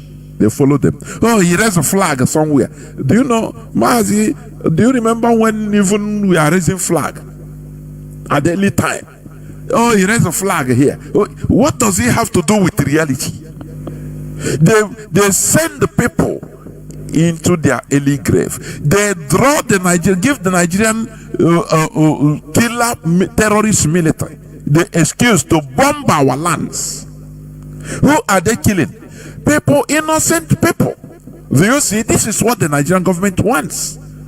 That is what they want. That is what they are. They encourage all these criminals to continue acting so that they will be using it as an excuse in order to invade and kill people, because they want to depopulate us by all means.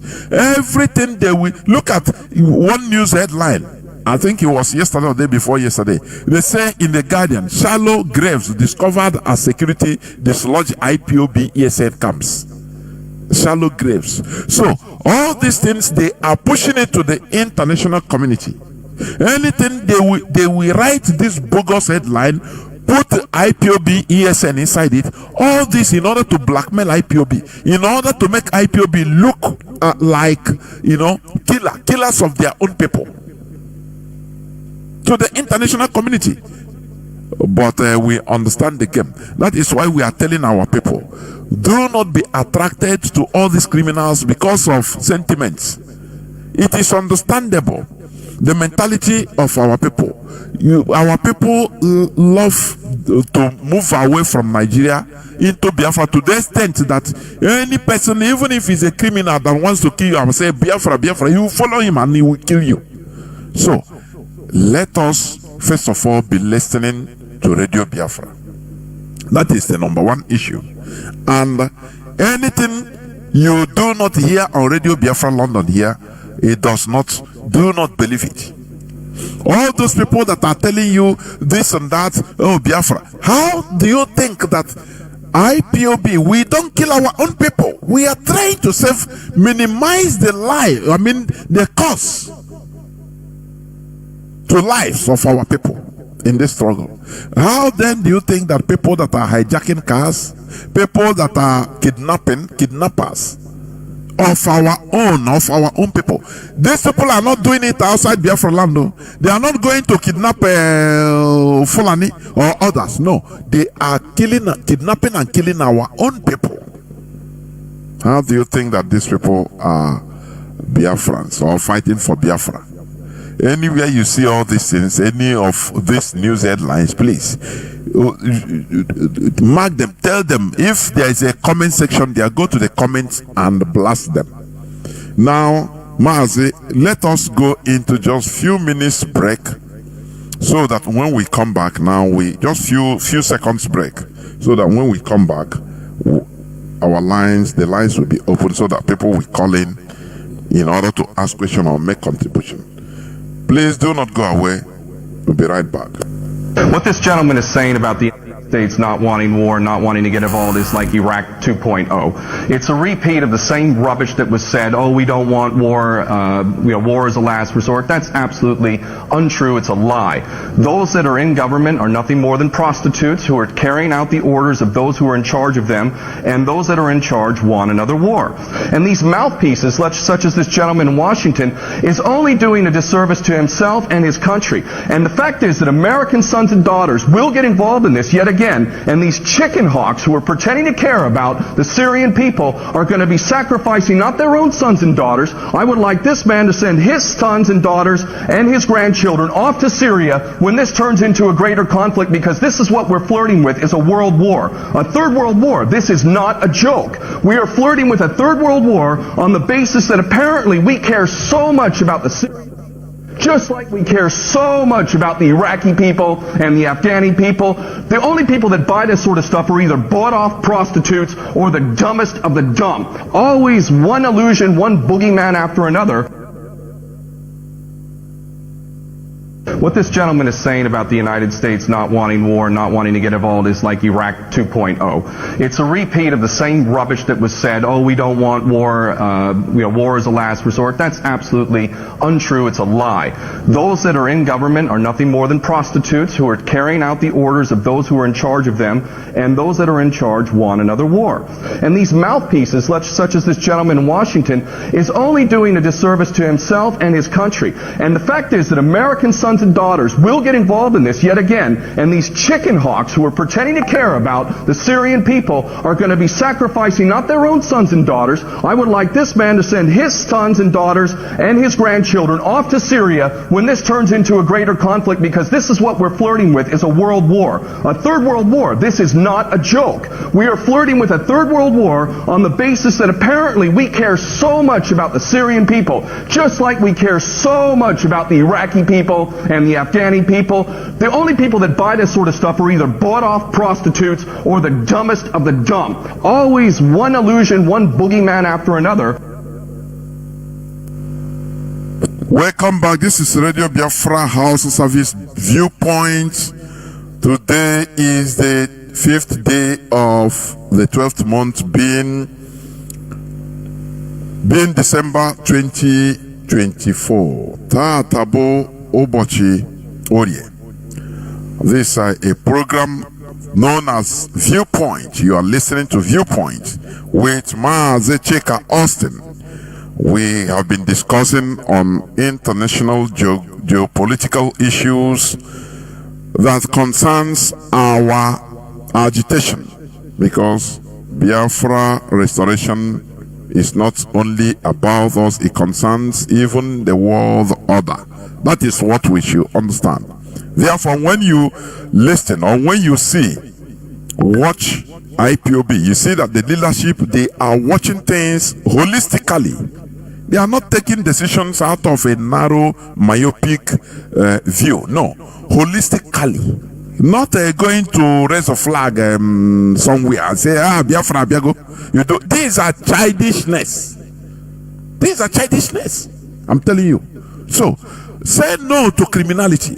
Say no to people that are using, sentiments, emotion, in order to try to make you believe that they are real. Rather, they are Nigerian government agents, which are being bought in order to do what? In order to rubbish what we are doing. That is why we are doing what we are doing.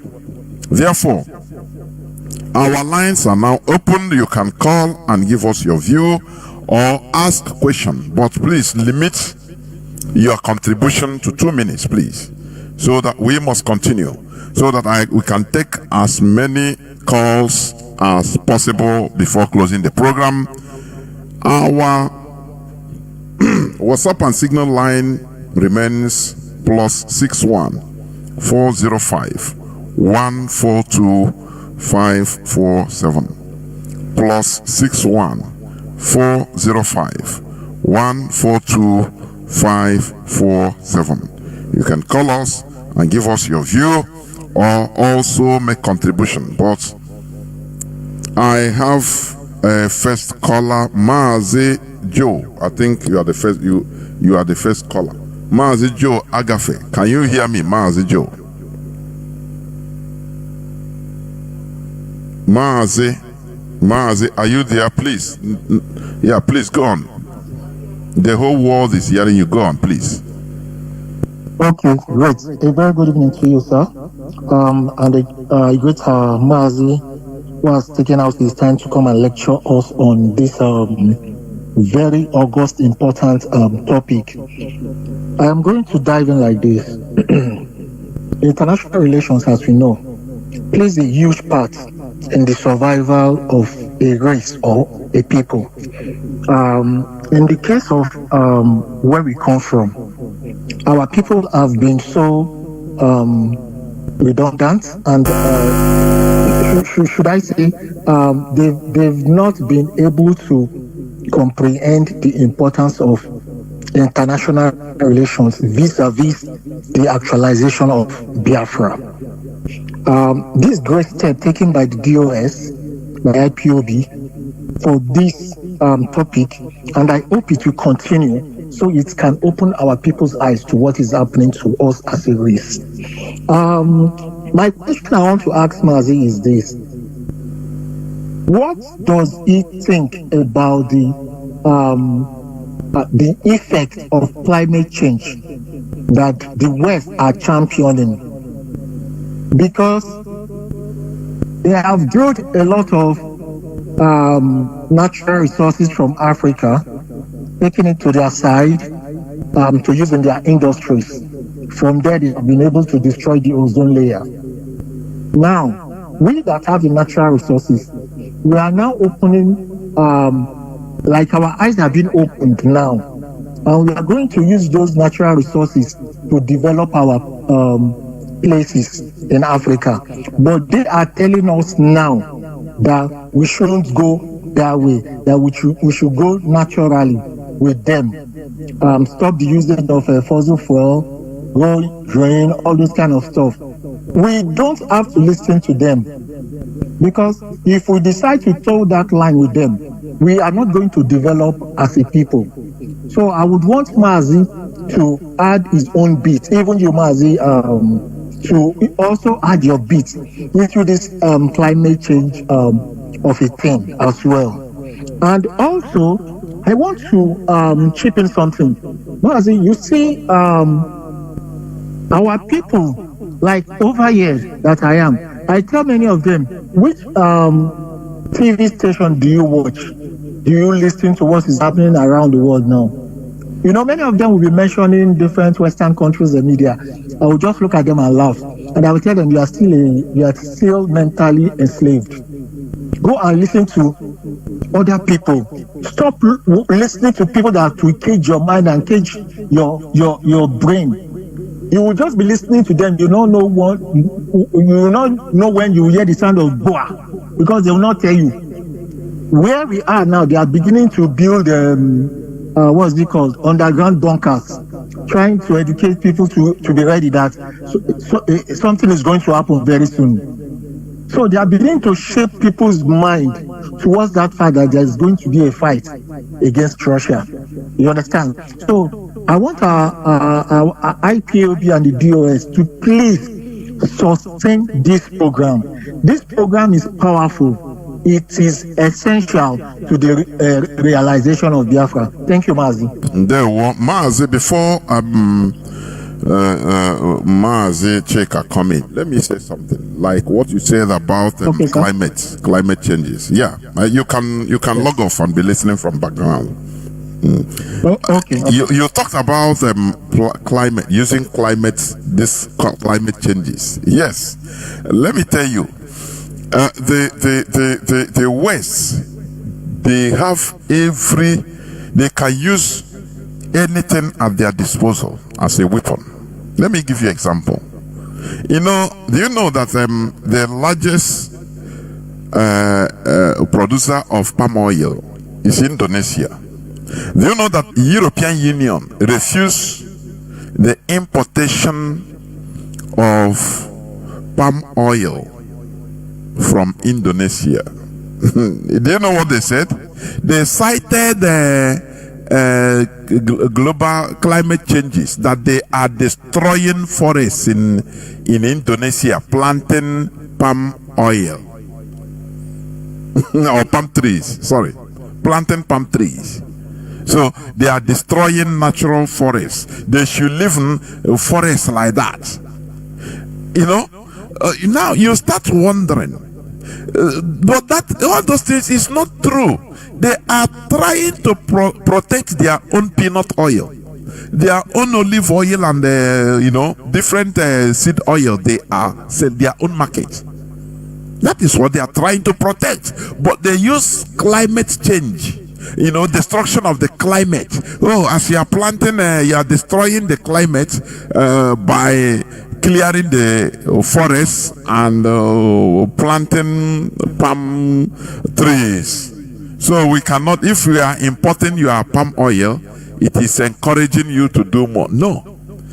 What they are doing, they are protecting their own market. So the West, they are very smart, because they feel that the power is in their hands, so they can use it. They can use any leverage in order to rubbish what you are doing, or to sanction you, or to stop you.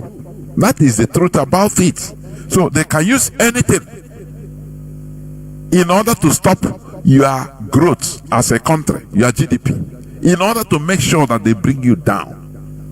Whereas they themselves, when you study history, Europe destroyed their forests everywhere. They destroyed their forests. Many things, animals that you see, many of them are just importations into Europe. So, but they don't want you to do your own thing. They want to control you. They want to, it's control.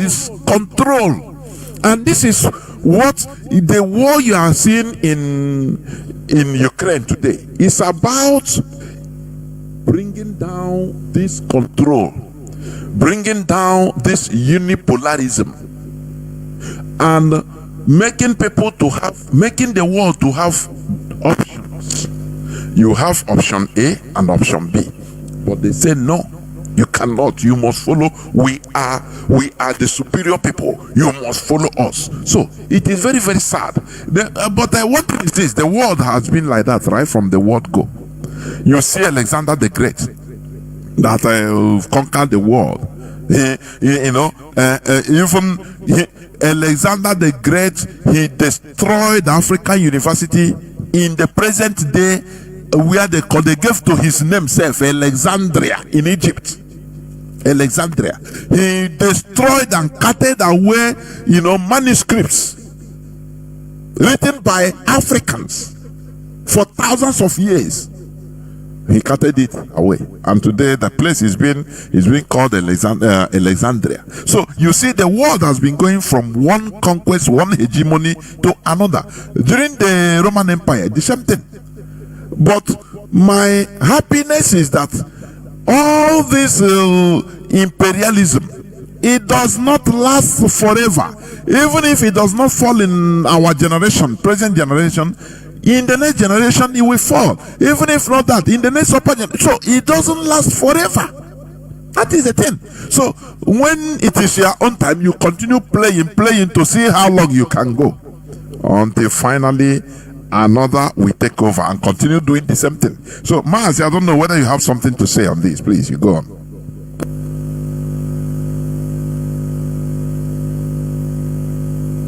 Mazi, you want to say something? Mazi Austin, Mazi Chika. I don't know, I'm not hearing you.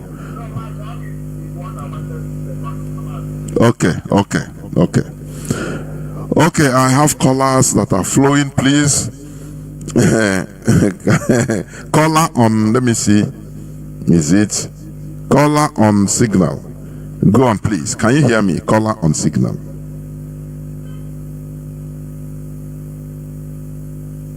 Caller on signal. Are you there?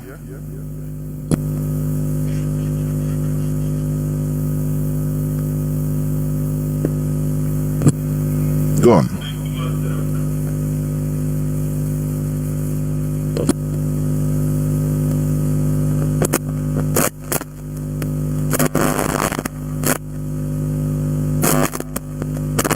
For Biafra is important because, like we rightly said, and we keep on saying, the information is the only thing that can give us the opportunity to advance to that level we need to be. Because sometimes we call ourselves Ndibo, when we use that terminology Ndibo, it's also an indictment to our race, to our group of people, the Igbos, because in what is called world politics or geopolitics, we are zero.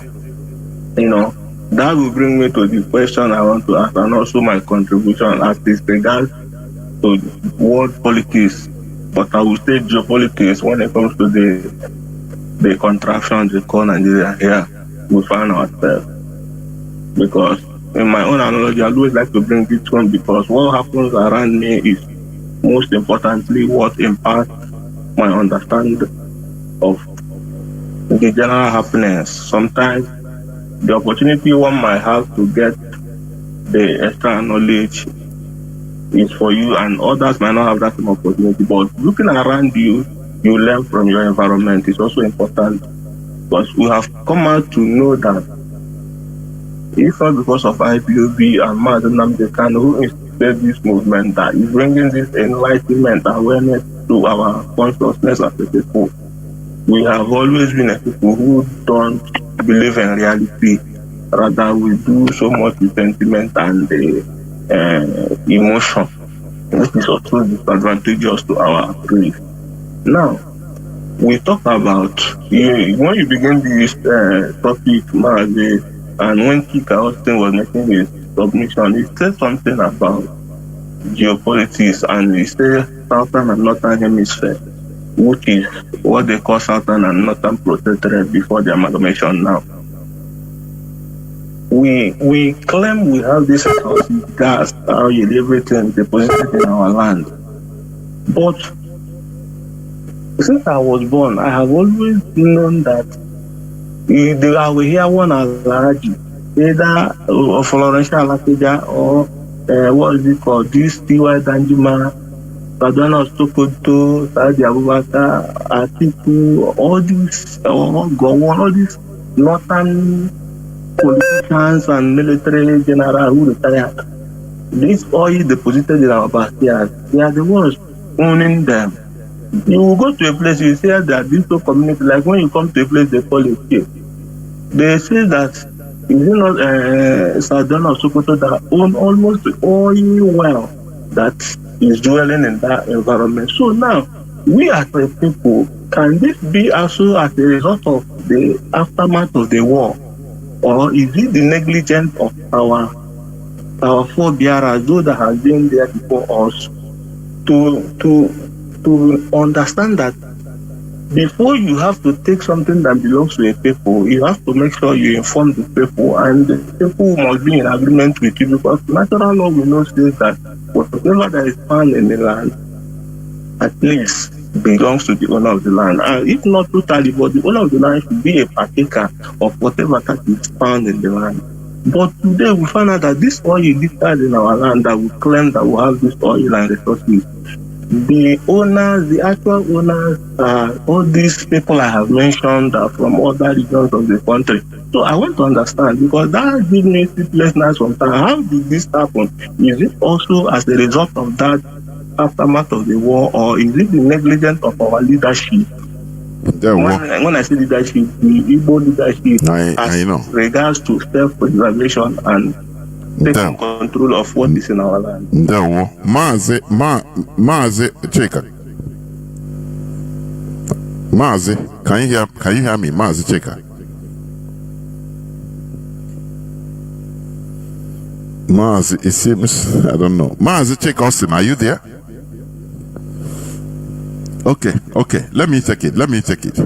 Like what our brother asked. Our brother asked a question whether this status quo we are seeing today, oil fields being owned by northerners and westerners and southwesterners. It is the case of,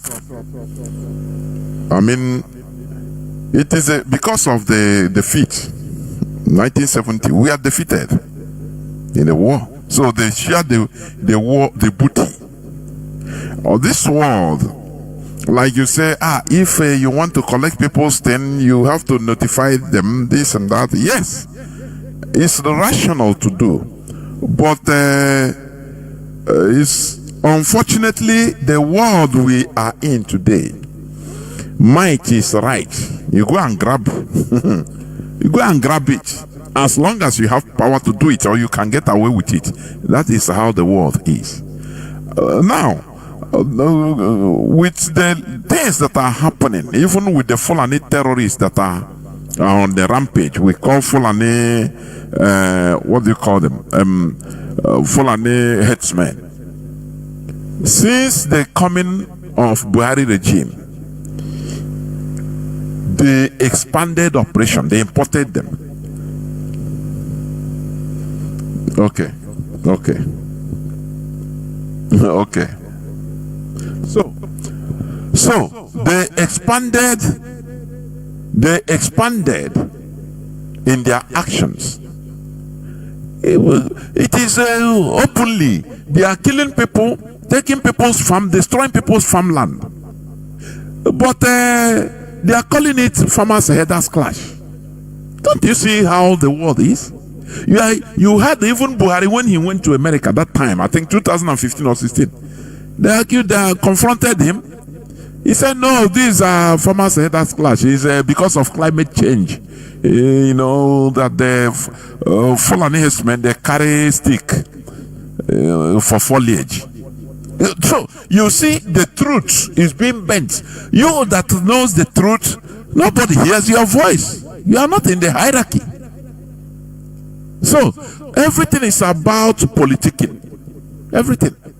There is no truth. There is truth in this world, but implementation of the truth is what matters. That is where there is politics. The conflicts that are going on everywhere around the world, it has many things to do with politics. It's not about truth or justice. No. That is why we have to be up and doing in our diplomacy, and that is what the DOS is trying to engage. People don't know. Just like Mazi Austin, what he said, the world today is not a straightforward issue. It's not a carrying gun, shooting up gun. Can you sustain what you started? When you see that your enemy is bigger, you now use your brain. You use diplomacy, you use politics, but when you go straight forward and you lose. We entered the war in 1967 out of sentiments. Yes, in reaction of what happened to us immediately. We didn't think. And even Ojukwu that time told the people that time, say, look, if you are defeated, you can become slaves. So they said, no, we will not be defeated. Him and our people, the sentimental.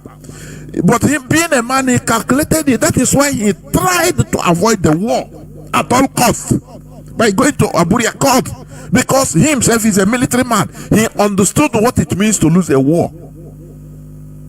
And our people, out of ignorance, they push no kaiga alaya afato. Only 3 years on your sin now let us stay alive for a beg, even if we are slave. And that slave will remain till today. That is the war, that fight we are still revitalizing to fight back since after 50 something years. Do you see that? So we cannot engage in a war that we can lose. Instead, you don't even engage in it at all. Do you see the diplomacy of the DOS? People think that everything is straightforward. No, it is not like that. What we are doing is dynamic. We should remain dynamic. You can change, things can change at any time, and you change also. That is how it is. Let me stop by going to caller on WhatsApp. Please go on. Can you hear me, caller on WhatsApp? There, sorry, just hold on. Yeah, Mazi, go on. There, well, welcome to the program. Thank you so much, Mazi, Professor Mazi Chika. I call this one a power pack program. Mazi, the question that I would like to be clarified more on what is playing out, especially the global politics. Which I would like more explanation on that. This editing that can you remove your this thing speaker? Remove it from speaker. It's sounding very close. Yes. Okay, sorry, Mazi. Okay. Though Mazi Chika Austin has touchlined on that during the program, but I really want more light on this, which I can take from the book of our scholar in the person of Chinedu, which he wrote and called the three triangle: US, British, and France.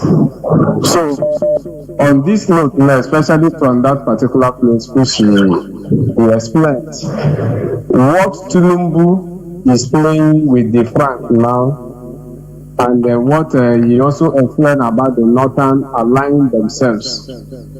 Can he be a repetition or history repeating itself in another dimension? That is what I really want to understand, because I'm seeing it as a history repeating itself.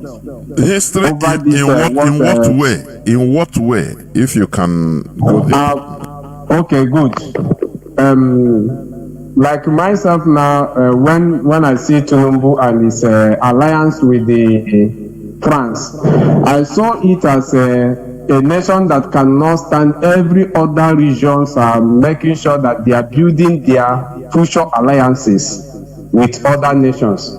And these nations they are building their alliances with are also coming into play in their interests, which Mazi Nnamdi wrote in his book and called the three triangle.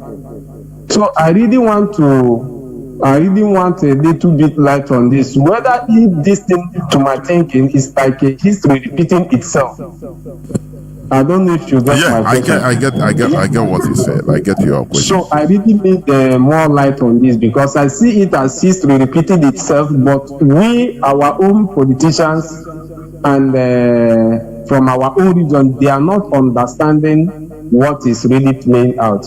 So thank you, Mazi. I don't know. I understand your question. Thank you very much. Although Mazi Chika Austin, he told me he is a kind of a tight or movement or a tight situation, but he will. Let me see. So, like in context to the question our brother asked, whether history is trying to repeat itself. Let me put it like this, that look, international politics is about interest. This is the mistake, although we have corrected it. I mean, we as a people. Because before, when our leader was on air, you will see people calling, "Oh, United Nations, come and help us." Oh, some even one day, is that one? Oh, Britain, you told us to you told us to leave our traditional way of life. We left it. We follow you. We are tied in heat. We follow you. Carry Bible. We follow you. This. Why are you doing us like this now? Help us now. That day I was even mad.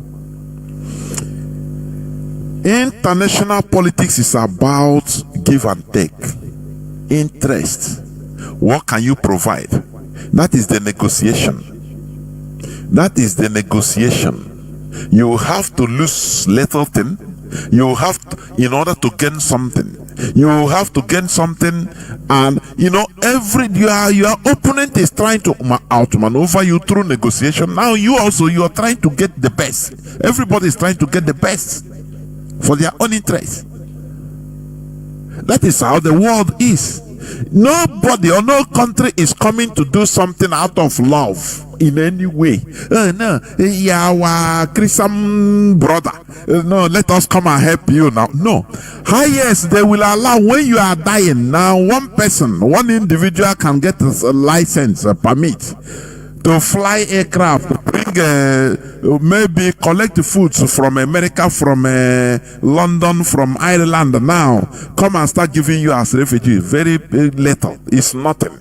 That is not the main issue. So in the world of political negotiation or politics, it is about interest.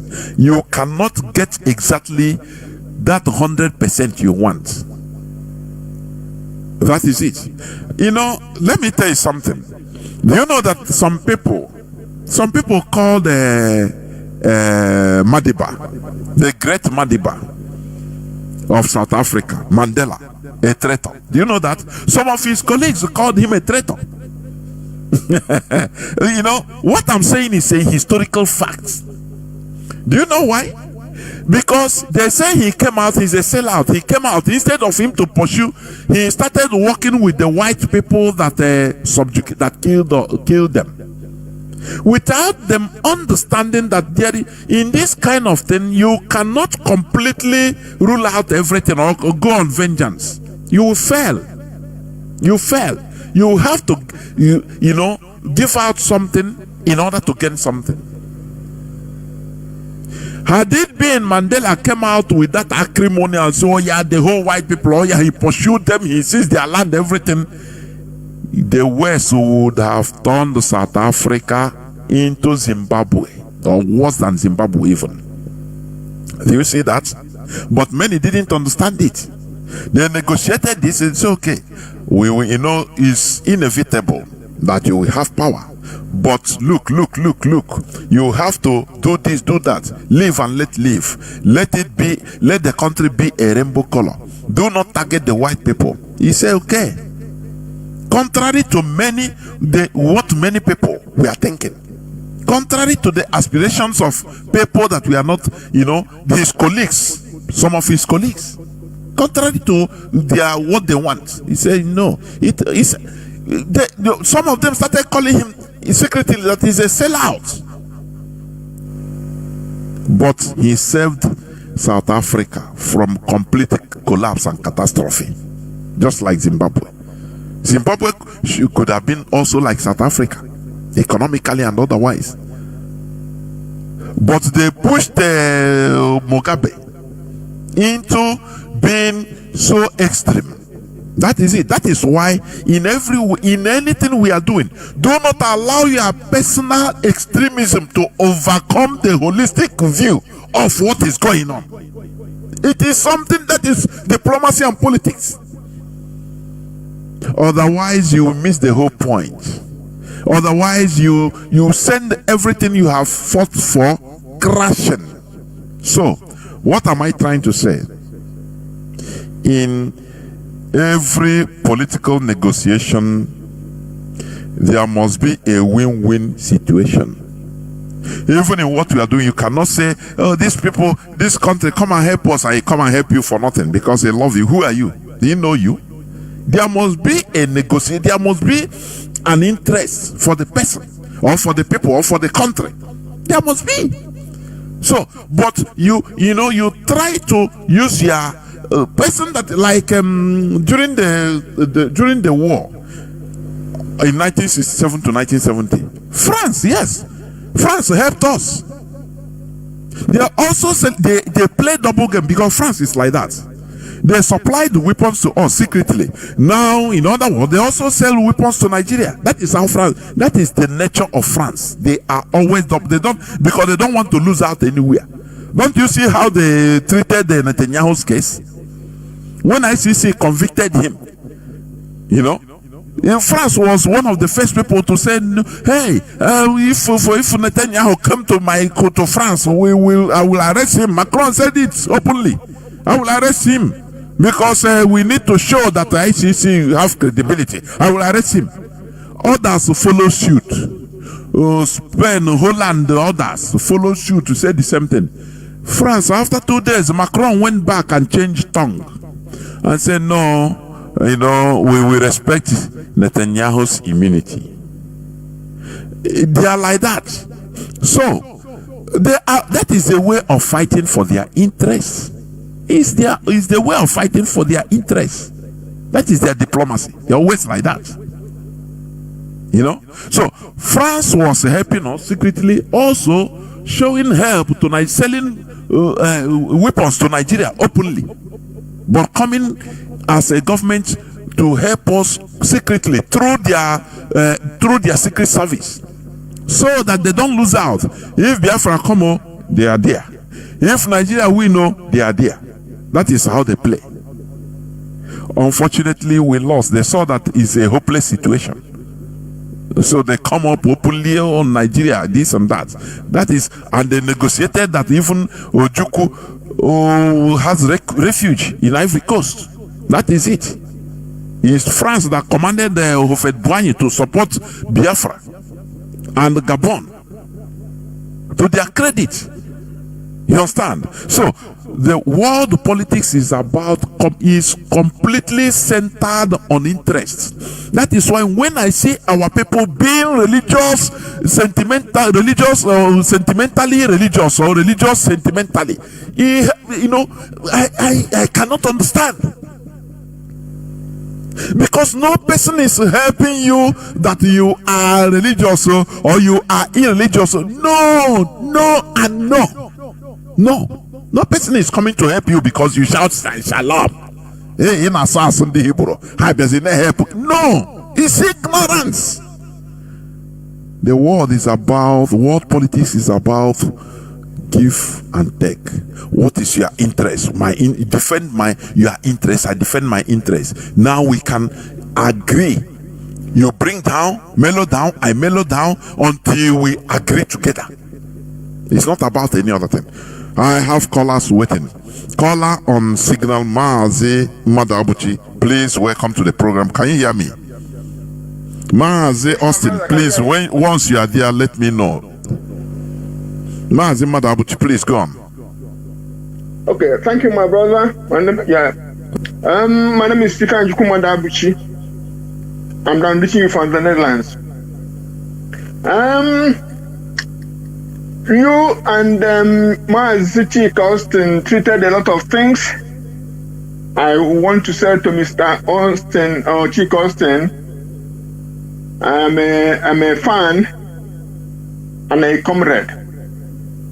Let me start with you asked why the Nigerian Senate or Nigerian legislators altogether didn't call Dr. Njomanze to come and give presentation to them and expatiate on what he meant. And the point here is that I remember that Mazi or Dr. Njomanze said that he gave a documentation of what he knew to the Nigerian intelligence agencies and to the Nigerian Senate, yes. So if the intelligence agencies have it, if the Senate have it, you will be forgiven to say that the president, if he hasn't gotten it from him direct, that he has it also. But I know that Dr. Njemanze and his group, or him himself, will make all effort to see that the president has it. But the point here is that the president have, like you said, he's so insecure in his position that he is scavenging for, support. Secure himself first, yes. To secure himself. So he is dining. Remember that CIA, the FDA, or whatever they call it, and FBI, they said they cannot divulge the information they have on him. And Mazi, remember also, we should remember that Tinubu, during his campaign time, he never had any blueprint. He said it is there. Yes. He said it. He said that if you have blueprint, he will be stepping on too many toes. They might even kill him. So he just campaigning just like that. Just let them put him there. Yes. So that is it. He was feeling insecure even till today. And that is the reason why he even went to France. Mazi, go on, please, go on. Yeah. So what I'm saying here is that because of that insecurity, just give me a moment. Let me because I'm yes. Yeah. So what I'm saying here is because of that insecurity, he is befriending whatever go to Dick and Harry, Bill Gates. There's no reason he will be hanging around Bill Gates other than to see, people will see him that he is one of the richest men on earth, and who is making vaccines, making medicine, making everything. But he is not listening to the educated and intelligent mind that telling him that these people have ulterior motive, because the interest of the people is not his paramount, is not his foremost. That's by the way. And I come to the question of our political leaders from the East. Why are they not being vocal when we are being killed and our interest is being trampled or being relegated to the back? It is true. What our brother Chika said it is because of we lost the war and then we are intimidated. It is true. But for how long will we play that politics of intimidation and cowardly and fearfulness in Nigeria? It is now 4 years after the civil or genocidal war, as we know and feel it. So it's no more a good excuse to say they are intimidated. They are playing the politics of selfishness. You, Mazi Jonathan, have been screaming about this, that politics of selfishness, 1 billionaire here, 1 billionaire there. It is not, channeling or fighting for our own cause as a people, as a community. So that we will stop. They have to say things when they have to say it. Even if you don't come in the media to say it, you go direct to the president, to the Supreme Court justices, or whoever you need to speak to. You don't need to come in the media to say it. But this, like for instance, the siege on Biafra land. Why shame onto anybody who calls himself a Biafran politician or a politician from the East, who haven't made a vehement presentation to say that he abhors it and that is unacceptable. That our young men, our people are being slaughtered on the extortion point, even on their own compound, on the road, just for nothing. And then our place is being bombed now, while the place where the terrorists are operating are not being touched. These things are not acceptable. You want to be minister, you want to be senator, you want to be governor, you want to be House of Rep, and all what not, while your own people are being decimated. Like you used to say, Mazi Jonathan, if there is no we, I cannot exist. You know, so that is to another point. But my last point will be, you know, I feel I may be forgiven. I claim to be forgiven if I make mistake. Not demeaning or removing anything from our elders, our forebearers who fought Biafran war, and our Dean, our eternal leader, Dean Chukwuemeka Odumegwu. I think, even now that they put their whole eggs in the basket, hoping that Britain will have a rethink, hoping that Britain will be humane and human enough to see the plight of Biafrans. And one of the reasons they did it was because of the politics of the era of communism being tantamount to being a devil. If you are termed communist, you are finished. So you are the devil incarnate. And that's why Juku and his colleagues, you know, just first Britain and their allies, like we're saying about France. France helped Biafrans. I know it even long ago, but France has what I call European sickness. That sickness is not like malady where you sick and you need medicine. The sickness is that they will never go against another European country's interest. So they will see a way to maybe, because if France has come out to help us in the way that Britain helped Nigeria, the war will be settled on a conference table. Oh, but because he wouldn't want Britain to know that they were helping us, they were doing it behind. And of course, doing it behind this secretly, you cannot supply the critical mass that needed to win the war. And we lost. And so, in summary, I'm begging our leadership, never again that we put our eggs in one basket. We will deal with Britain, we will deal with France, Europeans all together, America, we deal with Russia, we will deal with them. China, we will deal with them. Israel, we will deal. United Arab Emirates, we will deal. Even Saudi Arabia, we will deal with them. So that we will be able to have a foreign policy and domestic policy that is autochthonous and indigenous. And for the interest of our people, the Biafrans. Not for any foreign country because they think they are our God. If they remove themselves, we will collapse.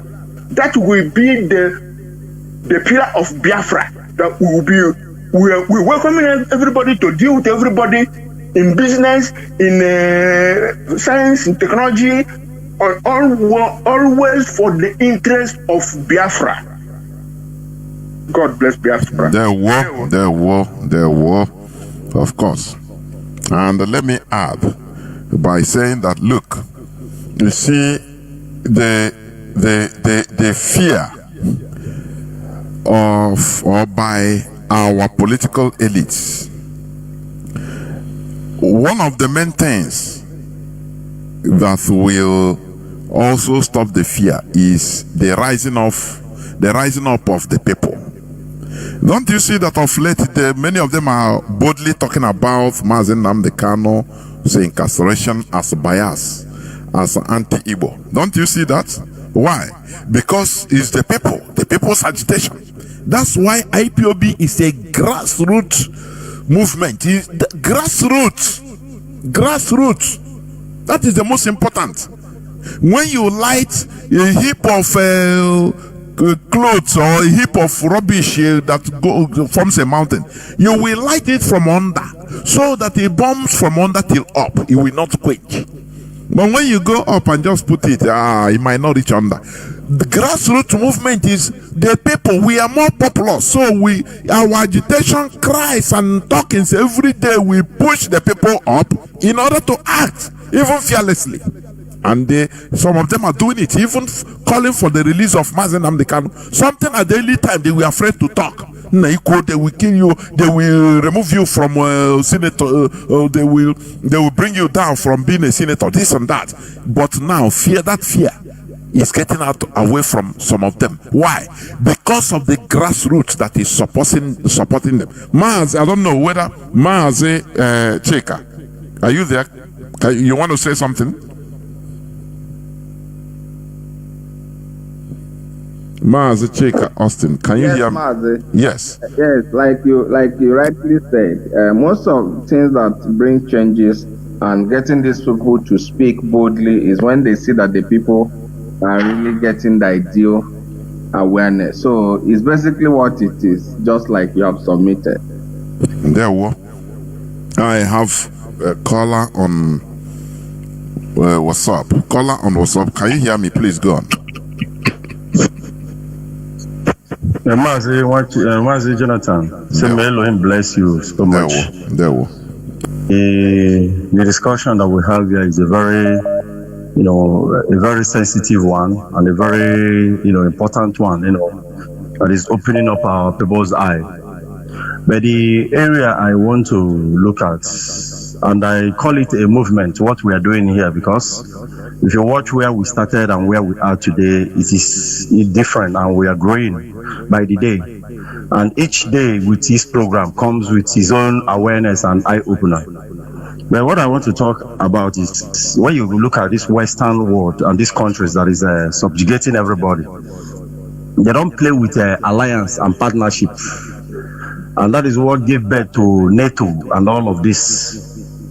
How can we and how have we not, been able to foster this partnership, coming together of our people from every corner of the world, not just when I say our people, not just Biafrans, but I mean blacks. Because if the Western world want anything in any part of this part of the world, you see how they align with people, trying to lure them and get what they want. And when you come to Africa here, you say if there is an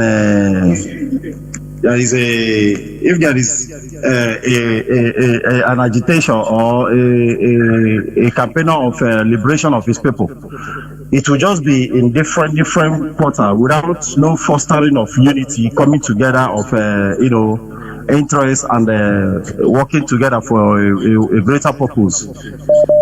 It will only be just this one will be in the north, this one will be in the south, and at the end they get to scatter this agitation.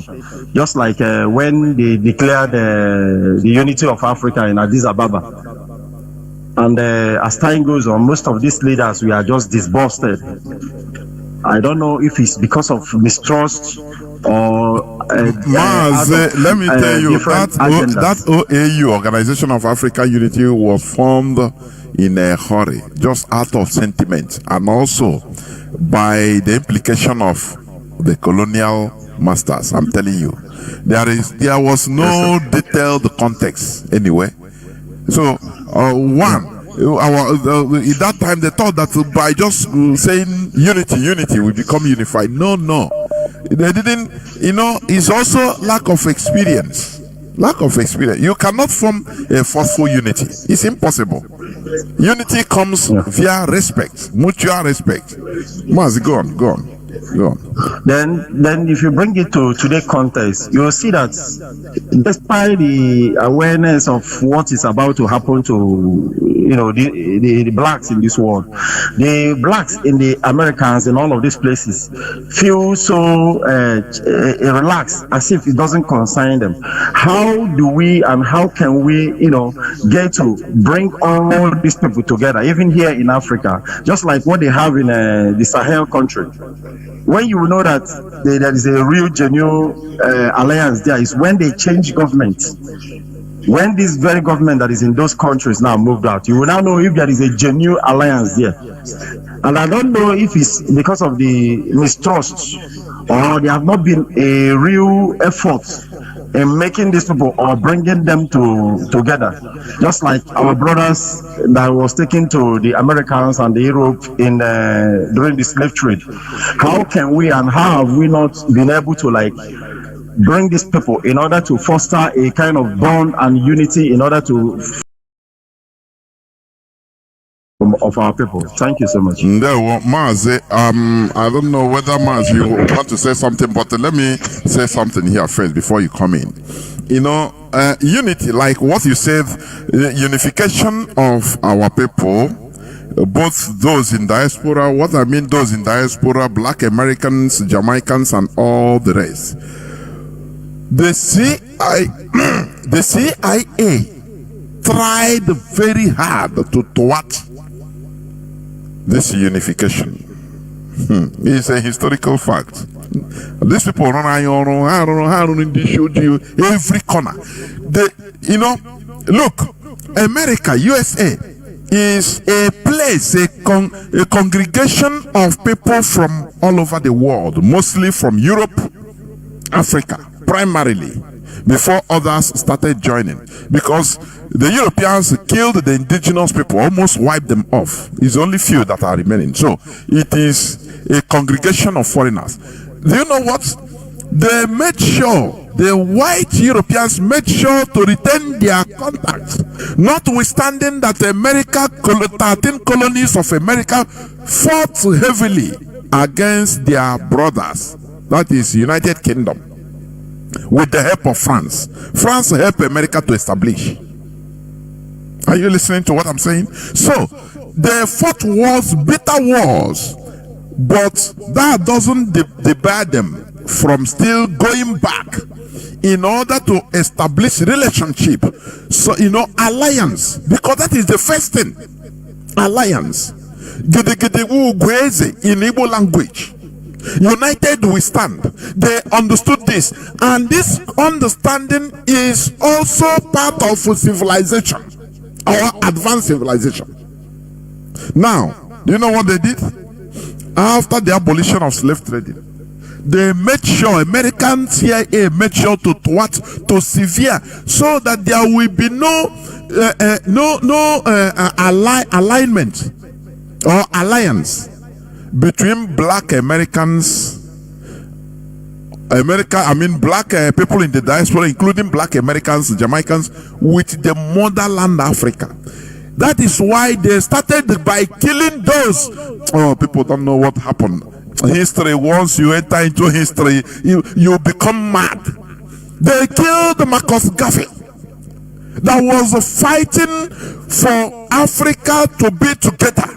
Marcus Garvey, who wrote how the Europeans underdeveloped Africa. They killed him. Any person that was talking about, you know, the unification of black race, both in the diaspora and in the mainland, they go after him. They killed Bob Marley. Don't you know that? Because they knew that, look, if these people join together like the Americans join together with their mother Europeans, who they fought against, if we join together that we can do something. They started thwarting any person that is calling for the unification of Africa. The Sheikh Anta Diop of Senegal, they killed him. That was fighting for Africans both in the diaspora everywhere to be together. They assassinated, eliminated all of them.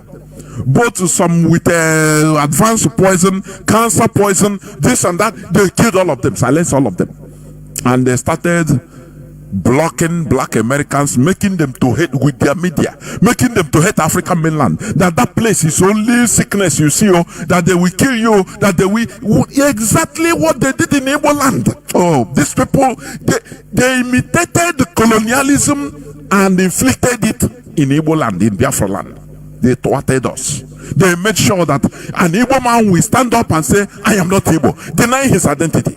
They sliced out into pieces. Don't you see? In 2020, I think 2020, yes, when the whole southern governors came together for the first time in history and had a meeting.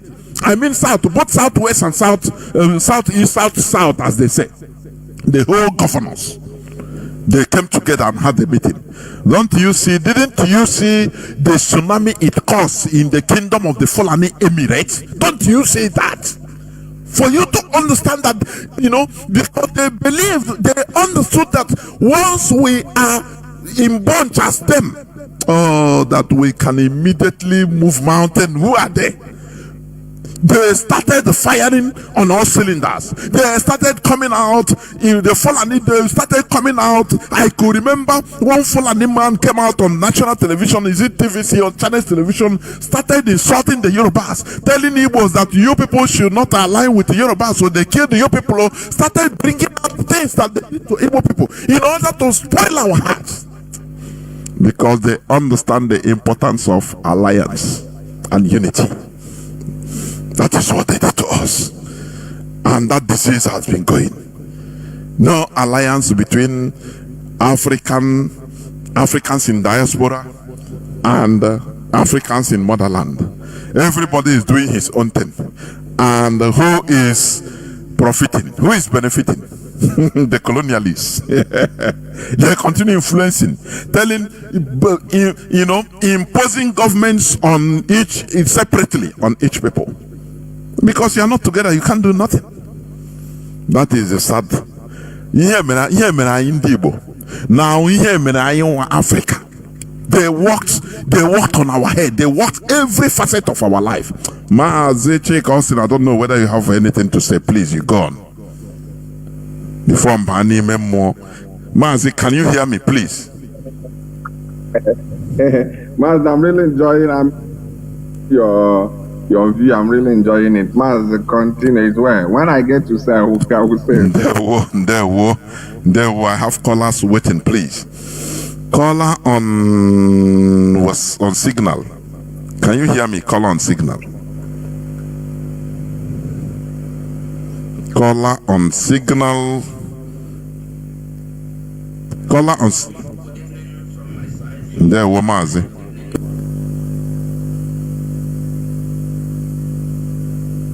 Mazi Nnamdi, and I am calling right from the coastal region of Biafra, Akwa Ibom precisely. Professor Jonathan, let me swiftly make my input in this very important topic that will also play a role in our quest to achieve our freedom. Professor Jonas and Mazi Austin, we all understand that majorly all African countries, none of us fought for the independence and they got it. We were handed over flag independence and there were a lot of agreements, a glass-sealed agreement. And these are the reason we cannot play a viable international politics, nor have any viable international relation. But we can play a viable international conflict which beget international anarchy. Professor Jonas, you see that international politics, which is also international relation,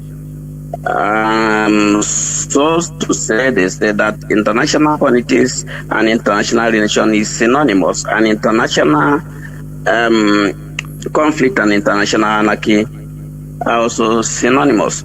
But would we have to reconcile it? How can we reconcile it? Because international politics beget international conflict, because it has to do with international interest. So whenever interest is involved, therefore it is unnatural to the other side of the people. And therefore, we will not have any ground to justify that international politics is synonymous with international relation. Taken from what is happening in the Biafra land, we know that winning commission of 1956-58, we talk about minorities in the Eastern region. The basic problem that we are having here in Biafra land, when it comes to do with and some of our brothers claiming that they are not Igbo and they are Igbo and they are this and they that. It was the Winnie Commission that talk about this minority, but in reality, it's only in the eastern region that we have minorities. There are more than many minorities in the north than what we have here in the eastern region. Of course. This is what the international politics and international did to us. It is the negative damage that international politics did to us. So, and the question I want to ask Professor Jonathan is, to us in this struggle, to us in IPOB, I'm not talking about the leadership, I'm talking of we as members of this movement. What do you think that we are doing that we are not getting right? What do you think that we can also do that we open up space that the leadership can harness it to open up more international alliance? Because this international alliances also can be categorized as international relations. What can we do as a people that we are not doing, that we have the leadership to garner our international alliance that will help us to usher our freedom? More so, we understand that our political rulers, because they are not leaders, our political rulers here in the eastern region majorly dwell with politics of self-destruction rather than politics of self-preservation, like their counterpart in the Yoruba land and the Hausa land. And we understand that this politics of self-destruction is also connected with the government of the center, in which are also reacting with the template that is handed over to them by the colonial masters, who also have interest in this zoological. So, how can we begin to tackle these people in the corridor of the politics that are not playing the right politics that should also usher the right international relation and international politics that will be of beneficial to the people of Biafra in particular? Those are my contributions. Okay. There were. Mazi Chika, do you have anything to say? Okay. Yes, Mazi. I said I was trying to unmute. What he lastly suggested is a welcome development, because there is something called citizens diplomacy. Yes, every country also leverage on citizen diplomacy. I will give you an instance. During Donald Trump's first tenure, it was a citizen, an American basketball player, that opened North Korea for Donald Trump's government to penetrate and reach the tent with, North Korean leader. So because the North Korean leader had a relationship, sports relationship, with an American basketball player, I will remember his name if I search. And the guy himself also was in good time with Republicans. So what the government of US did was to maximize that opportunity and link up the two leaders. So it was a citizens diplomacy. It's part of a recognized channel of engagement. So, and I also want our people to understand that there is no race in Africa that have that advantage than the Igbo race. I repeat, there is no race in Africa that have that human aspect to conduct an effective citizens diplomacy than the Igbo people. But look at what happens.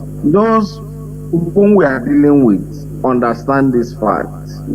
So basically what they did before the arrival of IPOB was to make sure if you are close to certain powers at citizens level, they win you on their side.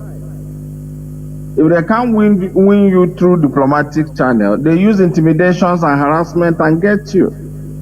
If not lately when IPOB came, that some of these people were so afraid. Some of our people were so afraid to work for the Nigerian government. Ordinarily, they were harnessed. The Nigerian state, Britain harnessed them effectively to undermine us. So citizen diplomacy is part of it.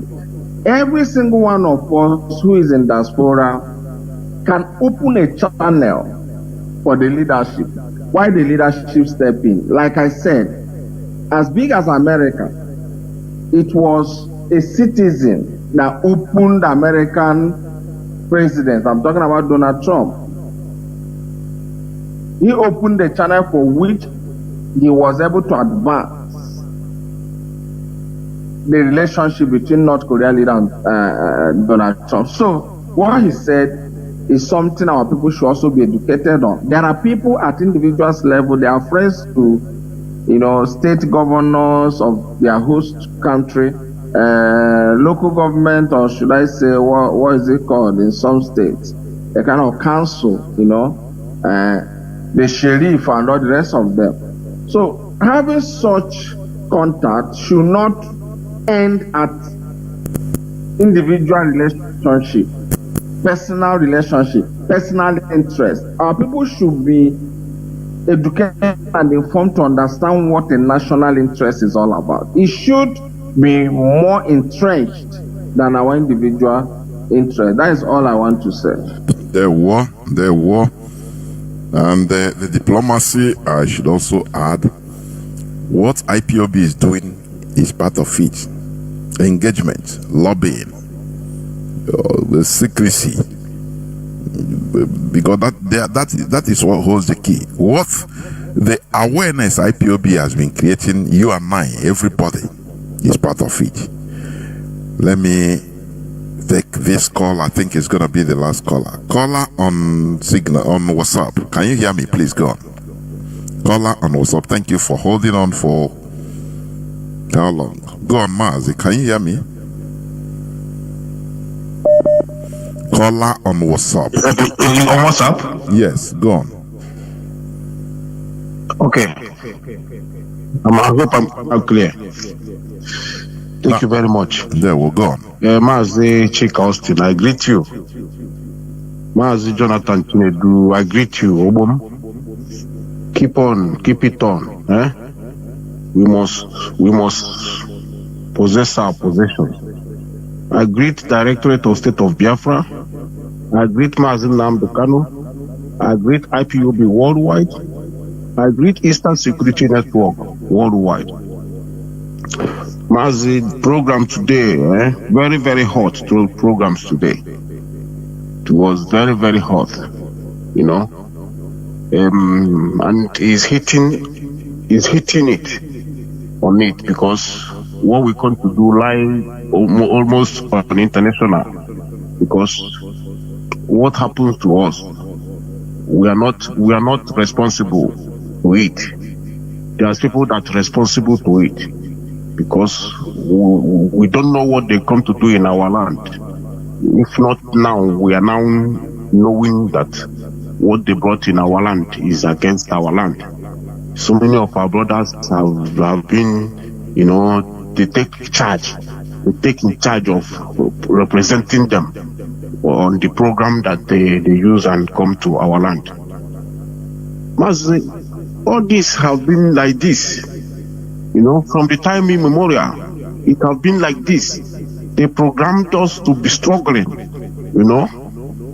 just because we get what they want in our land. But we have come, we have waked up, and we are waking all of our brothers and sisters to stand resolute, because this time it's not like olden days that they join hand together to come in our land. Now they are not like before, you know. Everybody has know what others know. So now each country are defending themselves. Likewise, we now that are defending our land. We can never leave our land to defend by anybody.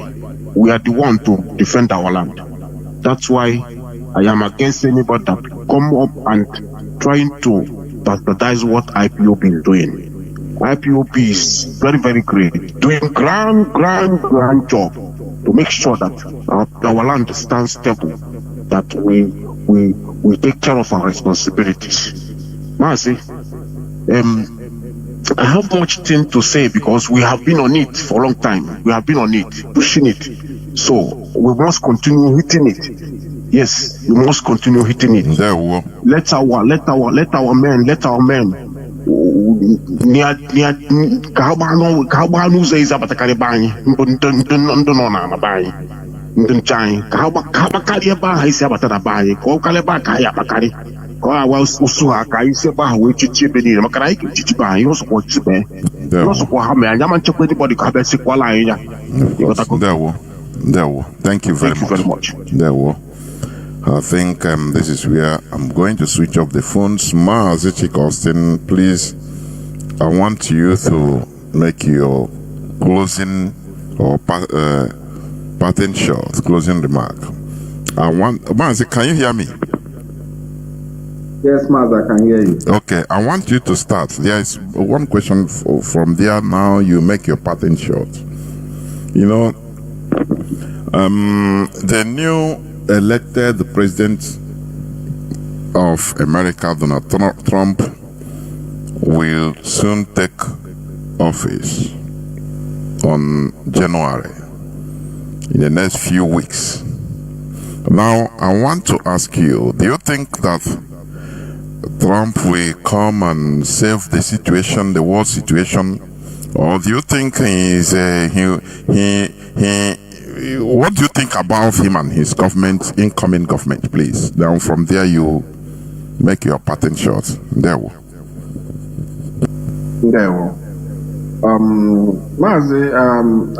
there was a time I wrote something about government versus state. Government is dynamic. State is static. Or should I say unique? Trump is known as a protectionist. That is Trump's nature. That is Trump's philosophy, or should I say political economy policy.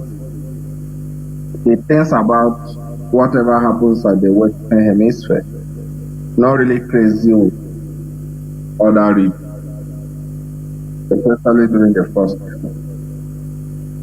And furthermore, Trump does not subscribe to the status quo of international politics, which is the politics of the globalist. He believes if America is secure, he doesn't care what is happening in Europe. He doesn't care what is happening elsewhere. And we saw it in his first tenure. So on my personal view, I think a lot of things are going to happen in Nigeria, if you should permit me to narrow it down to our own sphere. A lot of things is going to happen to Nigeria. I was discussing to one of us in Hong Kong 2 days ago, and we were talking about the reaction of Naira against the dollar. And I said, look, Naira is going to face more pressure owing to the fact that Trump believes that Americans have no reason to buy foreign oil because America have enough of it in Texas, in New Orleans, and other American states. So Trump is a pro-fracking American president. He believes in fracking, which has to do with pumping of oil. And for the fact that he's a pro-fracking, he's going to flood OPEC markets with oil. And that will collapse the price of oil. And if the price of oil is collapsed, Nigeria is also collapsed. But the same thing was what he did during Buhari's tenure, during his first term, that Nigerian government refused to forgive him. Because he so much destroyed oil price in the international market that it worked virtually. Oil was almost $30. That was how destructive he was. And he's coming back again, and the world is already panicking over that. That is one. And you should also understand that Trump is a Judo-Christian oriented fellow. We also understood during his own time he was able to backlist Nigeria as a religious intolerant state. So there are a lot of things that are likely to play up. And I believe everybody is shaping into that reality. So it is on us, owing to the fact that this man seemed to be in control of his media channel, so to say, unlike other American presidents that entrusted all those channels on their aid. Trump seemed to be the one tweeting. Trump seemed to be the one truthing. His truth media platform and the S media platform. He seemed to be the one constructing his post. So we did it in his first tenure, and we can as well do it again. The best thing we can do as a people is to review and reposition ourselves ahead of the new international system. Very, very important. Because if we are unable to study the trajectory of things and make a strategic positioning, that means we do not even understand what we are doing. We should be up and doing in studying every single local and global development and position ourselves strategically and advantageously. So that is the responsibility we own ourselves. That is what I have to say, Mazi. Ndewo Mazi. Thank you very much, Mazi Chika Austin. You have done it again, and we will continue. Biafrans and lovers of freedom, in all this that we have said, the issue is this: we cannot achieve our collective aim without being collective. I think you hear me very well. We can never achieve our collective aim without being truly collective.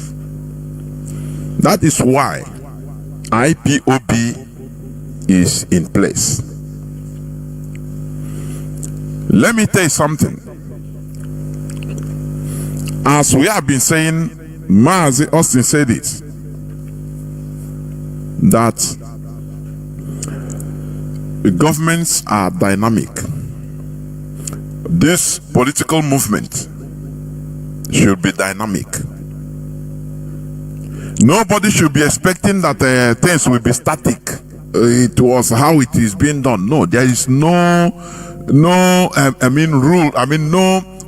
mathematical equation to get what we are looking for. No, you change, you become dynamic. That is why our people should encourage, participate, and be disciplined and trust the leadership of this struggle. I'm assuring you, what I'm telling you, I understand what I'm telling you. They are in the right position Because they learn, the leadership of the struggle learns from the mistake of even yesterday. I'm not talking of mistake of yesteryear or the 5 years ago. Mistake of yesterday, they learn and they correct. They correct it. That is dynamism. So, we should encourage them. We should be disciplined in this struggle. Stop allowing your sentiments in order to be cloud, in order to block your sense of reasoning. That is one thing with our people.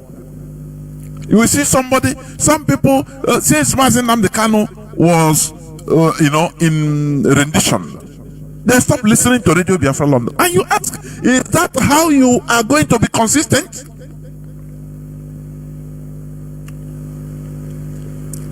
Since Mazi Nnamdi Kanu was rendition, they start searching for other alternative. Stop listening to Radio Biafra saying this and that. Let me tell you, what we are in, it has no formula. It has no timetable. It is a process, a continuous process. It needs patience. It needs calculation. It needs everything that you can, endurance, consistency, for us to get to where we are going. I used to give the example. I say South Sudan fought a war for 39 good years. I listened to somebody, I think one brother, whether he's truck pusher, when he called, is it today or yesterday, he said even as he was listening to the radio, he used to loud the radio. Some people said, now bro, radio, carry this your Radio Biafra, come on. This on Biafra, when is it coming safe? This is a very, very weak point of our people. Lack of consistency. This is what Mazi Nnamdi Kanu has been referring to as mercantile mentality. Something, they want that result now, something very fast. That is why they enter into one chance always.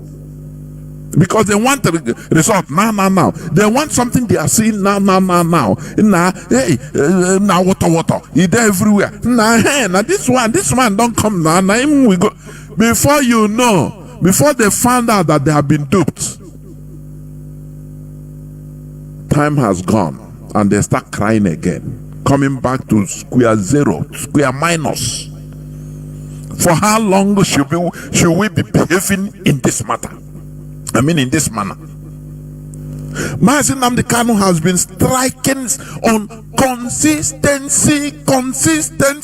That thing we said today, tomorrow they wake you up, you continue saying the same thing. Not being tired. Not being saying, when is it going to take place? I beg. Come on, man. We need to be mature mentally.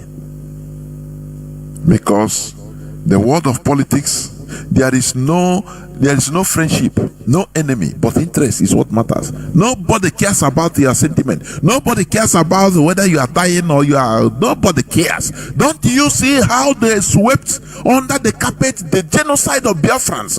Millions of people, 5-6 millions of Biafrans that died, that were massacred by bullet, by bomb, by hunger, everything starved to death. They swept it under the carpet. Courtesy of Britain. Don't you see that? Don't it ricochet in your mindset that, look, in this world we are, there is no pity. It is you that should pity yourself and now fight for yourself. That is what we are doing. If you think that somebody will support you or will carry you, pamper you out of pity, you are living in a cloud cocaland. You have to do things by ourselves, and that is why we have engaged in this struggle, so that we get the required result. Thank you for listening. Biafra remains our ideology, is our religion, is everything that we have. Without Biafra, we are not, we continue being slaves. Now you're beggars. But we have come to change the status quo. Thank you for listening. From me, Mazi Chinedu, together with Mazi Chika, it is simply Good evening.